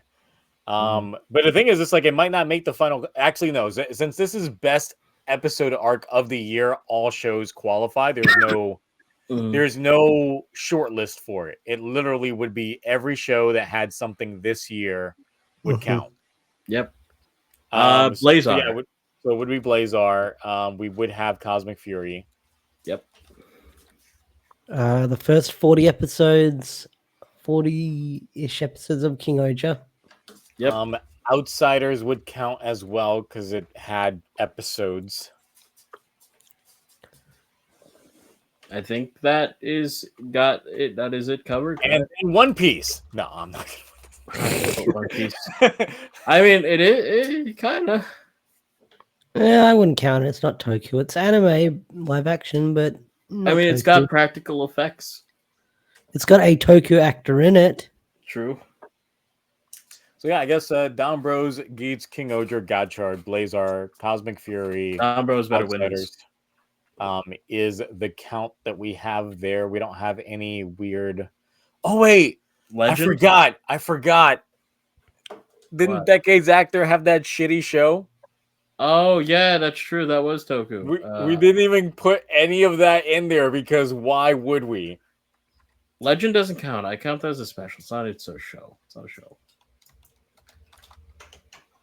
I'm just gonna put Masahiro Inoue's NFT. Masahiro Inoue himself in my notes here. I'm just gonna put his NFTs. Jesty Risers? Jesty Risers was that's been 18 years. Get out of here. Get the fuck out of here. Oh no, it's Jizzeriz. I don't know what the fuck that. I don't know what that is. Jizz. It just sounds like y'all are just saying jizz in the chat. Hashtag jizz. Hashtag BBWs. Hashtag Racules' Secrets or whatever the heck. That was a mini special again. Yeah, that was a side special. That was already in a different category. Goddamn Bacon Hunter. You just already put jizz in there. Jizz. The jisms. Yeah. Okay, so I think we've got a pretty packed category. That's the name of Masahiro Inoue show. Jizzes. Yeah, jizzing. Oh. Jizzing on Riz. The Jizz Riz. It's like Cheese Whiz, but with jizz. Damn. He wouldn't stop. All right, let's get to the end and go. No, so that's pretty much it. We've got the categories down packed. We've got the selections there. I'll just have to condense it down to a proper short list and then make the poll available for stuff. So on that note, that's how we are ending things. 3 hours and 17 minutes on a stream that had we actually started on time, this would have been the 4-hour stream. Probably. But we sped run through superhero time because all that shit. And if Mark were here, it'd be even longer. Oh yeah. Absolutely. What the fucking gift, you son of a bitch? Why would you... What the Mark, fuck? I hate you, Mark, you bitch. How dare you? You literally show up right as we are ending. Still alive? Like, what the hell? So the issue was we had that black screen of death that you had when you were going live on YouTube. Okay. And it would not stop. We spent a whole hour trying to fix it. I did everything. Nothing. Yeah, I figured someone was up because I was like, oh, I missed a stream. Let me go check it on YouTube. And I was like, oh, this is a black screen. Oh, it's a black screen. I was like, and then I checked your community tab, and it's like, we're on Twitch. I was like, oh, I'll check the VOD. I'm like, they're fucking live. They're live still. So that's why. So yeah, pretty much this VOD's gonna end up getting uploaded to YouTube later on after all that good shit. Nice. But yeah, we're talking shit and deciding the nominees for the Toku Awards for this year.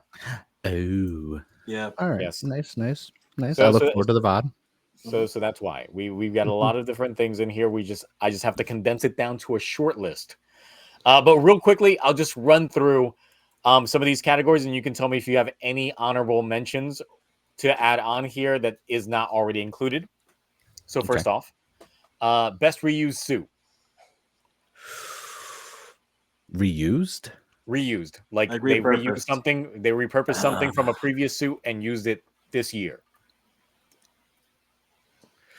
It's tough because they did reuse some parts for Garen's King form. I did mention that, but Zero said not enough. Nah, That doesn't count? it's not significant enough. In terms of the reused assets. Oh, okay. I think I meant like King form. When you Garen's look at not. it, you're like, I know that suit. Yeah, Like, I know where you took that shit from. that's true. type of thing. Kamen Rider Zane count? Try to think what they reused. No. Okay. I don't know, actually. Well, give him what we got, and then Yeah, what do you got for a list? We got Regad / Omega. We got Bujin Sword. We got Cross Gates. We got King Okawagata Oger because King Kawagata Oger and that shit's the same thing. Gyago, Kamen Rider Disaster, Bronze Drive, and Boost Mark 3 for our long list. that's pretty good, I think. That's a good list, actually.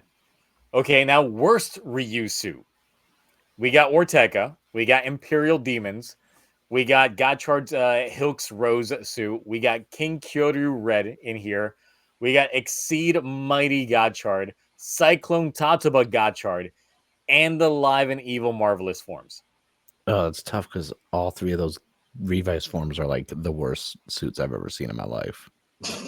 But you would agree, like, there's nothing else that needs to be added to this No, list. I that's fine. can't think past the Revice ones. I would have just had it between those three. All right, so top mommy and daddy issues. We got Ace's mom is now dust. Himeno's parents got the poison. Rine's dad got gold fingered. Hotaro ain't got no daddy. Jiro's penguin daddy from Dombros. Hongo's daddy issues from the Shin Kamen Rider film. Then we got Ruriko's family issues from the Shin Kamen Rider film. Shinobi's dad fucks his sister, Kamen Rider Shinobi. And Kawa kills his family. Kawa kills his family is a good choice, honestly. So, yeah. Mhm. Okay, so best fight scene. We got Gira versus Racules. There's two various times that this qualifies. We got the King-Ohgers versus Deathnarak the first and second time.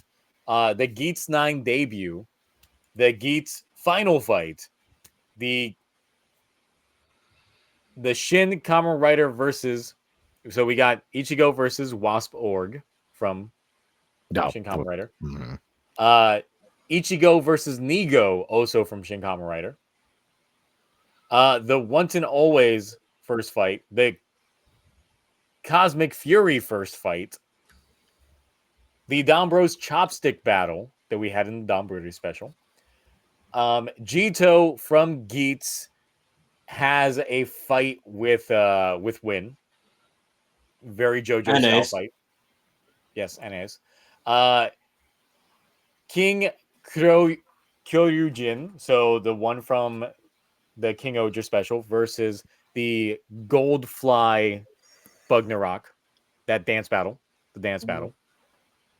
And Hillbill gets her ass beat by everybody after they technically made Jeremy the bad guy.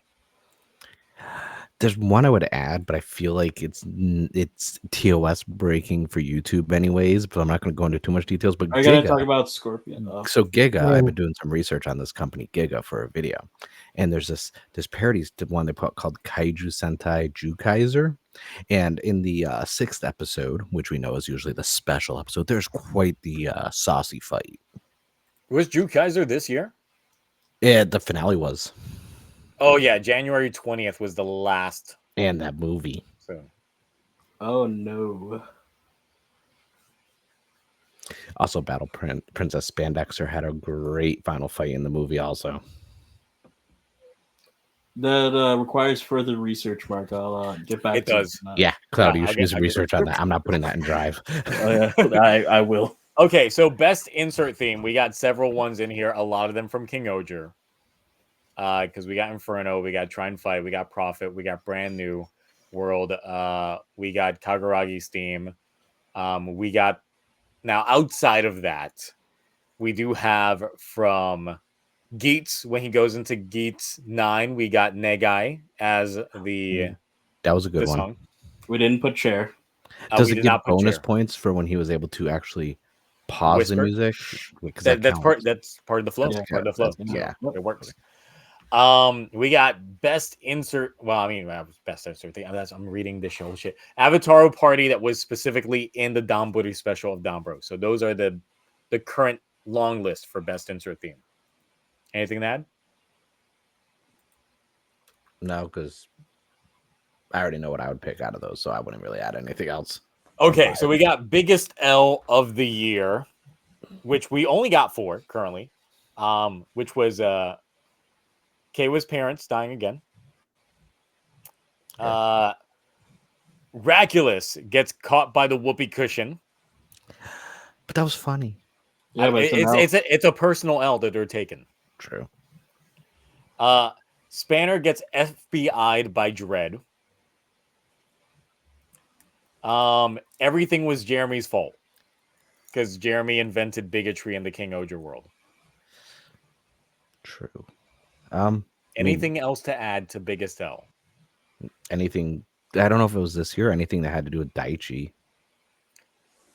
I mean, Daichi but would it be a personal L? I think he got he personally got dubs. That's the issue. Daichi personally succeeded. Yeah. He never got a personal L.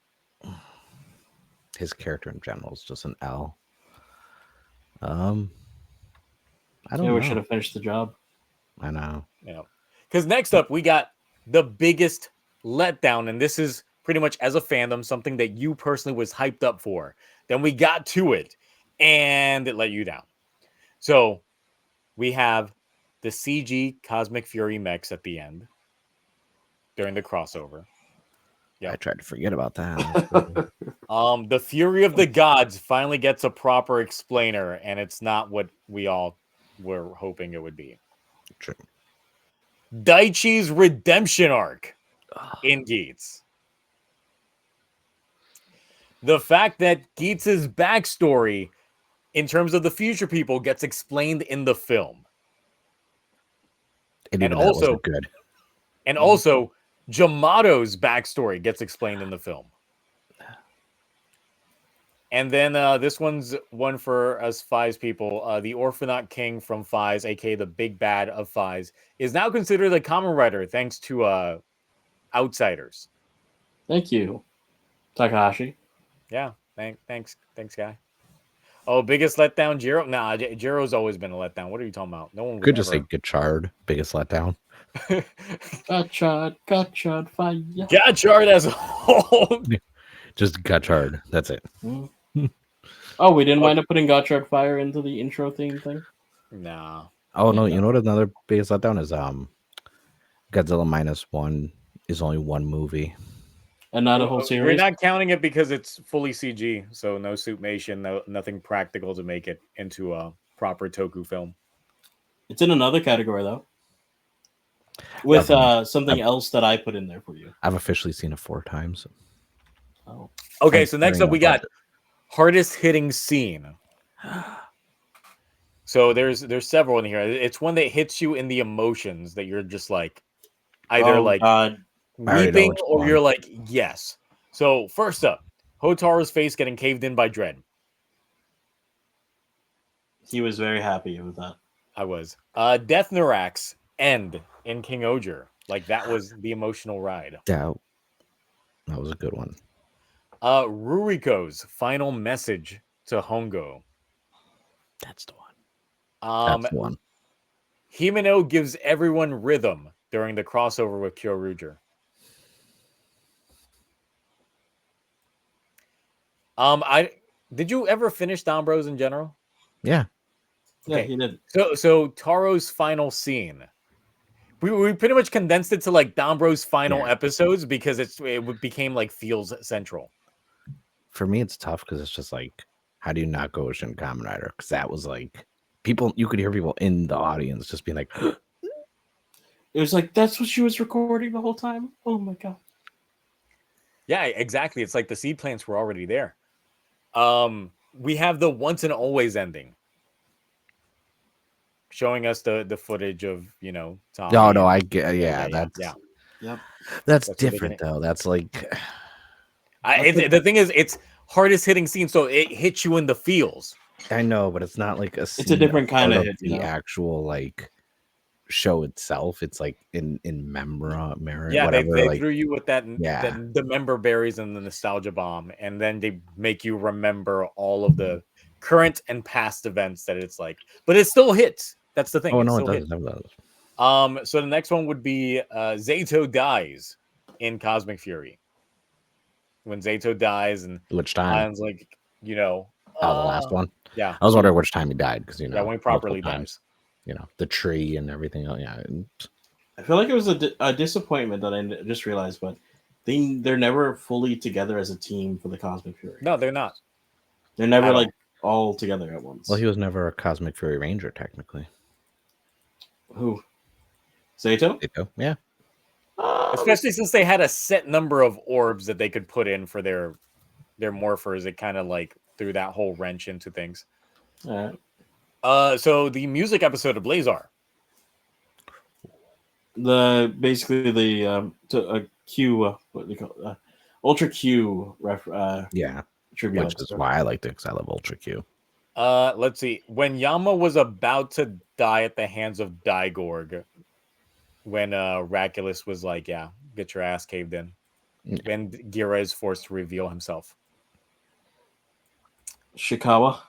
So the next one also is from Shin Kamen Rider, and it's technically when they reveal that Hongo is now inside the helmet for Ichimonji at the end, and we get that moment. That was actually pretty cool too. Yep. Shin Kamen Rider still needs a physical release. It does. Too bad no one's selling physical media anymore. Hopefully it's not Cleopatra though, because they fucked up Shin Ultraman. Okay, so here we start getting into the best toy release of the year. So it has to be something that had to release this year. Okay. Not a pre-order, something that physically came out this year.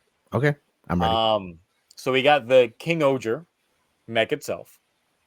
We got because of chat said Bujin's sword buckle, the Geats 9 buckle. I threw in the Vision Driver because it's the Vision Driver. That's a good one. We also got in the Sun Driver from Black Sun. The Juga Driver from Wait, the CSM Sun Driver or the DX version? CSM. Okay, I just want to make sure because if it's the DX. I don't think it's released yet. The DX. So I think it's coming out this month. Well, no one cares about it when you got the CSM option. The Juga Driver came out this year. Blazer Brace. It's a good toy. I put in the full action Kyoryu Jin, this guy here, and then the Master Morpher for Power Rangers. I'm scared to open mine because I don't want duplicate coins. So anything you would consider adding to best toy release, or you think with the King-Ohger, are you counting all of them, like making God No, so it has to be like when you buy a singular purchase, like it's only in one box. So Tarantula Knight would be different. Yeah, yes. Oh, that's tough. I mean, there's a lot of good stuff that came out this year. I mean, the Kuga sword came out this year, the Titan sword. It's in Zio's background right there. I believe the Memorial Don Blast. No, I didn't get the Kuga sword. What are you talking about? Oh, okay. That's the Power Sword. My regret from last year. All right, I keep forgetting that's your regret from last year. Right? How could I forget? Oh yeah, damn. Yeah. There's a lot of good toys that came out this year, especially as someone who follows a lot of the toys. Like, I think from a quality standpoint, there's some really good SH figure arts that came out. More specifically, even though I'm not really getting Kamen Rider ones, the Gotchard SH figure art is probably one of the most gorgeous looking Kamen Rider SH figure arts I've seen. Like, they got the paint matching down perfect with the pearlescent. You got King-Ohger really impressed me with the candy toy stuff. But in terms of like awards, because of course this is going to be condensed down to a short list of only 4. Do you think there's anything else that you could add that could possibly contend for the final 4? Because I have to rep candy toy stuff. The Mini Pla Dan Onitaijin festival version, which I will be building eventually, is they put glitter in all of the color of it, so all the different color pieces actually have glitter in the molds for it. It's peak. What, Mark? Why would you buy another colorful, altered version of the same toy? I don't have I don't have Dan Onitaijin. I don't have any of the Mini Pla stuff from them. So since you got the one in there, next up would be the worst toy of the year. The Lightning Collection. So currently we've got the Cosmic Morpher, the Cosmic Megazord, the Gotcha Driver, the Legend Driver, the DX Ojacaliber, the QB Buster, Premium Laser Raise Riser, and the DX Crown Lance. Just because I have to be fair and balanced, the Master Morpher. Because it has no lines from the episode. It's both in good and bad. No. It's like both sides of the coin. Because like one, if you get a pristine one, it looks great on display, but it has no sounds that are from any of the episode it was actually in. No.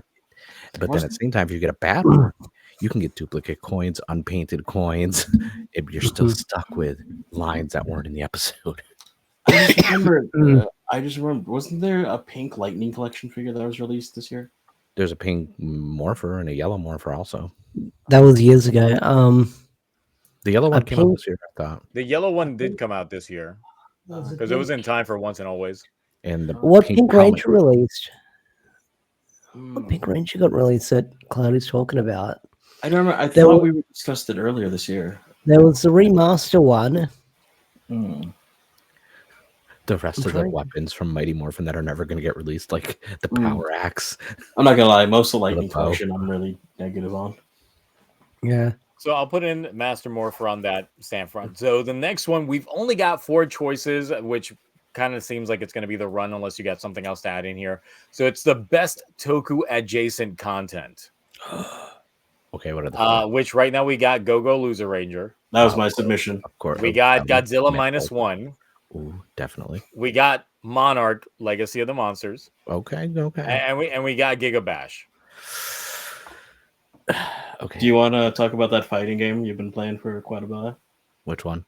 The Kamen Rider, the one with all the Shin stuff. Oh, the SD Kamen Rider Scramble. That was actually really good, especially now that all the other Shin universe stuff is added in, especially because it has co-op. I'm trying to think of Jinx. I'd kind of put I'd put Kaiju number 8 in there. It's not out yet. No, it's not out yet. The manga is. Oh, yeah, but the manga's been ongoing. The manga's been ongoing. I mean, I'm just saying. I mean, it's definitely. It's got to be something for this year. It's definitely not the 01 comic. No, that's the worst. No. That's the worst. Oh God, that's horrible. I think we have a good 4. I think honestly, that's pretty strong. Adjacent, not really. I mean, I would no, because then it'd have to be too specific. Like the season 3 of the Ultraman anime on freaking Netflix, that was really good. But I don't feel like not a lot of people have watched it because the animation style isn't for their taste. What people aren't used to. Yeah, it's very computer CG, but I think it was very good though. It took me a while to get into it, but that show is so good. It is really good. So what is so we got top betrayals of this year. We got Buffa killing Sarah. Nah. We got Sabimaru becomes Dread. We got the Ollie betrayal from Cosmic Fury. We got Jiro becomes a dick in various different Dombros media. But we got him in Dombros versus Zenkaiger. We also got him a la carte in the Domburi special. So there's that. Then we got Tsubasa's girlfriend leaves him for some pheasant. Dombros. Why is Buffa killing Sarah a betrayal? He did the Lord's work. She deserved it. I'm still mad she didn't die every time like it was originally planned. Yeah. He did what we all wanted to do since episode 1. Fair. 2, technically episode 2. Yep. She deserved it. I also She think showed that up. should be a Everybody double. discovered the photo books. They were satisfied, and they were like, "Great, she doesn't have to be in the show." That should honestly go under best Toku moment of the year. Buffa kill Sarah. I think it should, like, after episode 6 when she got her memories back. I think that's when they should have started killing her. Yeah, because it just felt weird right after, because they obviously her memories would leave, and then all that. It's like the emotional weight on a lot of stuff in Geats. It just goes to show just how flawed that show was. Especially like you had that perfect scene where Keiwa was hinted at becoming evil like they planned, and then no. And then nothing happened. So next up, we got Hat Guy learns that Racules was a dick in King-Ohger. Ultimate betrayal. Kamajim was actually, Mario. That one plot twist. We have when Ichimonji from Shin Kamen Rider swaps from being a shocker guy to being one of the good guys. It was a good moment. He takes the red sweater, sweater. He gets the scarf. Gets the scarf right as Ruriko is dying. Like, once again, that's that moment. It's like, in Geats, everyone gets upgrades except Keiwa, because he's like, give me that buckle. I don't have any buckles for you. Gives everybody else buckles. Right. So, anything to add to the list? No. Okay.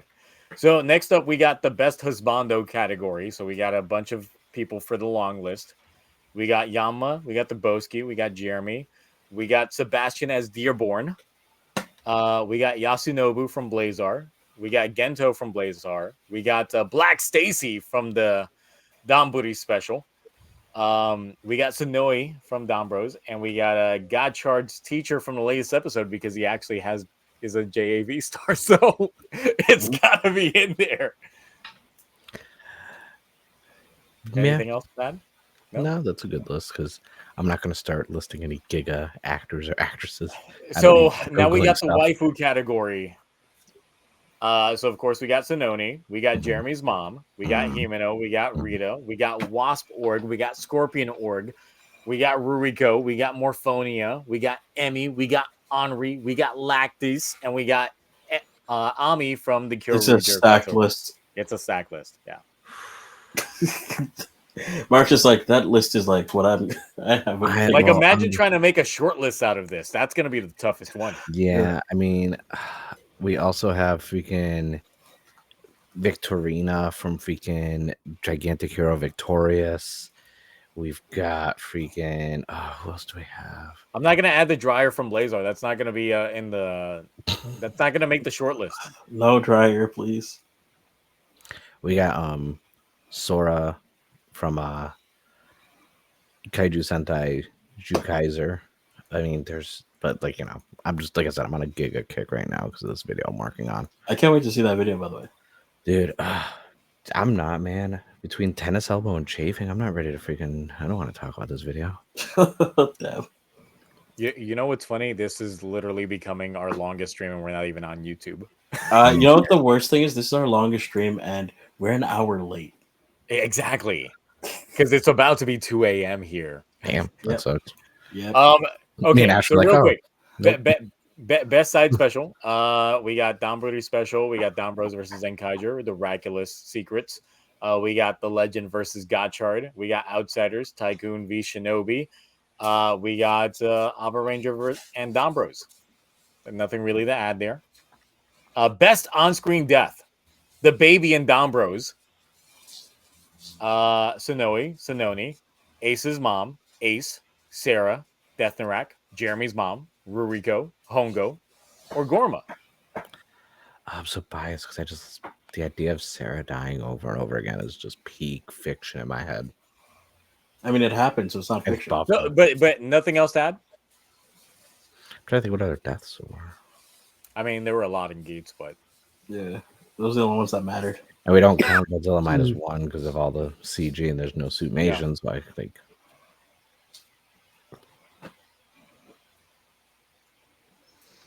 By the way, that scene with Godzilla chasing that fishing boat. Oh my god!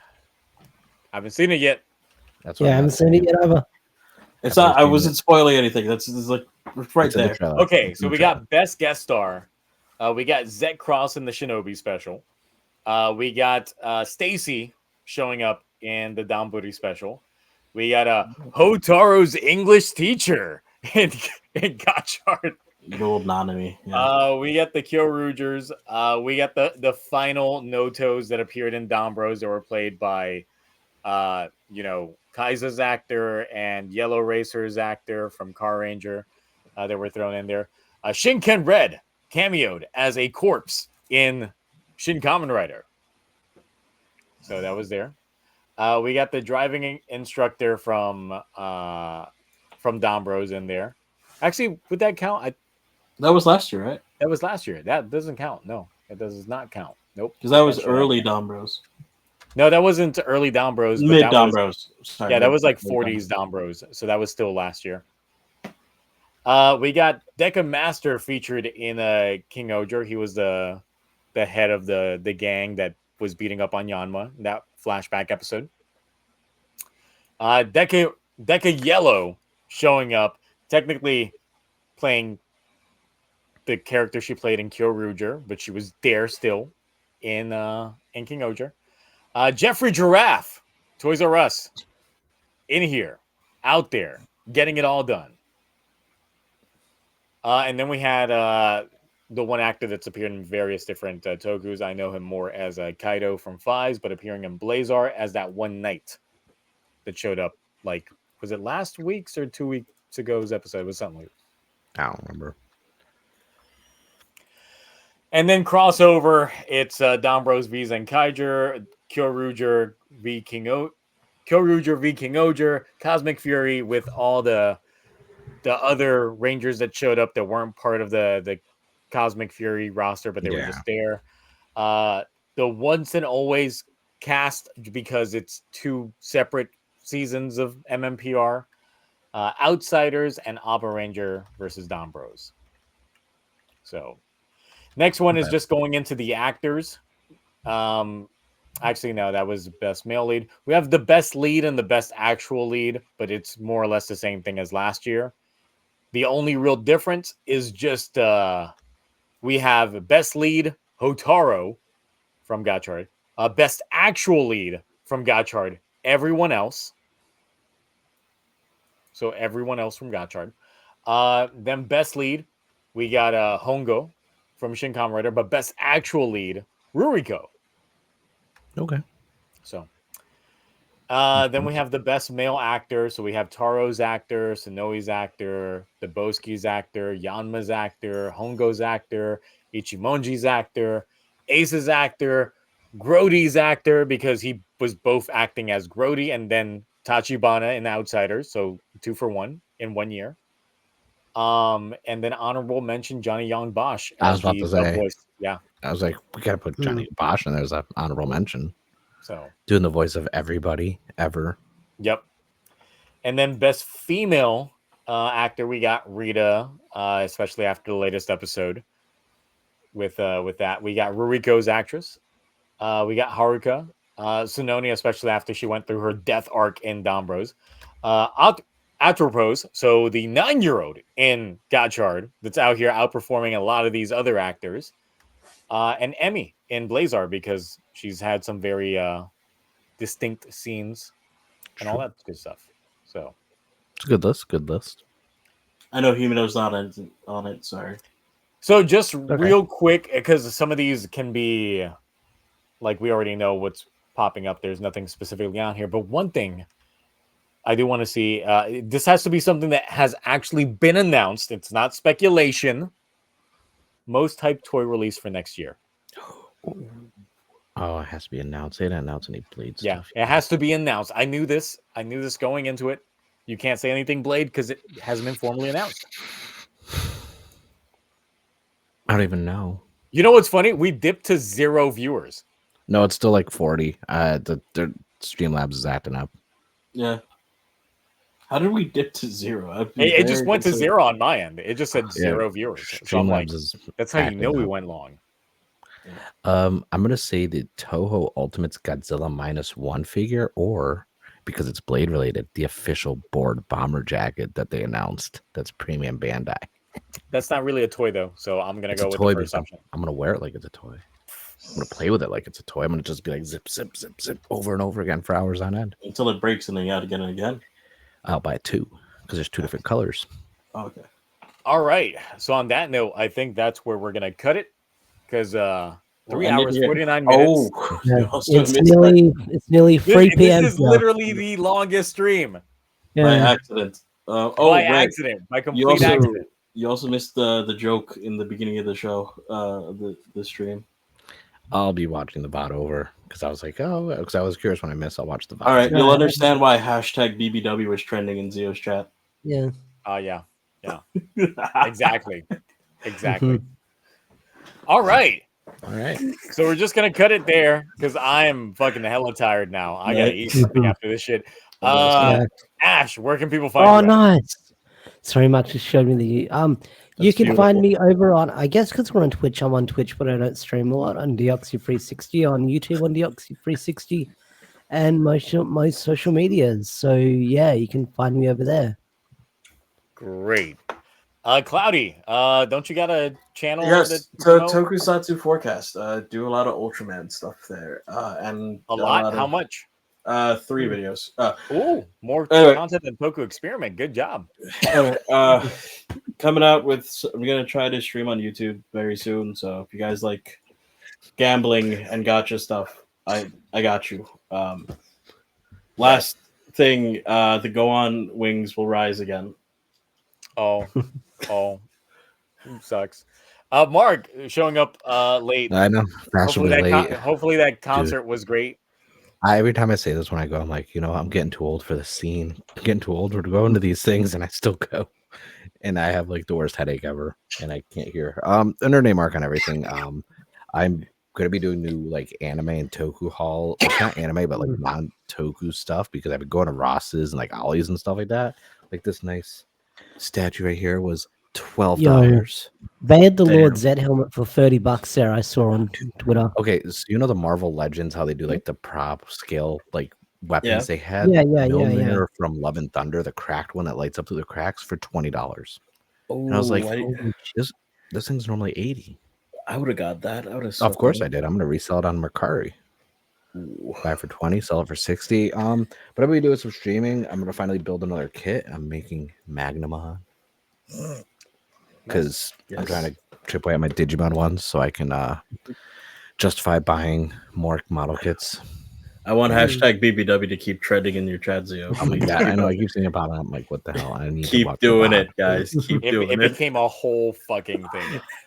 All right, I got nothing to promote. I mean, I made a rating skill video. You can check that out on YouTube. It's technically the channel intro video, and then of course this will end up getting uploaded on YouTube separately. So for those of you that missed out during the proper time that we were live streaming, something about Talk Studio just was not working with YouTube. Don't know why. Nothing but a black screen.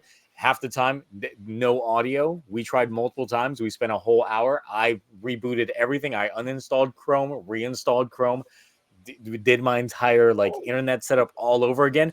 Nothing. But apparently, Twitch is fine. It's just something going on with YouTube and this. Hopefully, we don't run into the same situation next week, but we'll see then. So next week, I'm thinking test stream before we start officially. I'll do a test tomorrow morning. Now. Yeah, I'll see if I can just make it a private thing so I can just check it out myself. And then if it runs good, then I'll end it and then start things up from that aspect. So we'll just see how Talk Studio is going on, but I will definitely end up sending a message to their tech support staff, a very strongly worded message, and see how it goes from there. Because I can be very, very aggressive at times when need be. Yeah. So, channel, you got this. I believe in you. All right, that's it. We'll hopefully catch you all next week on the proper medium. But until then, bye. Hashtag BBW.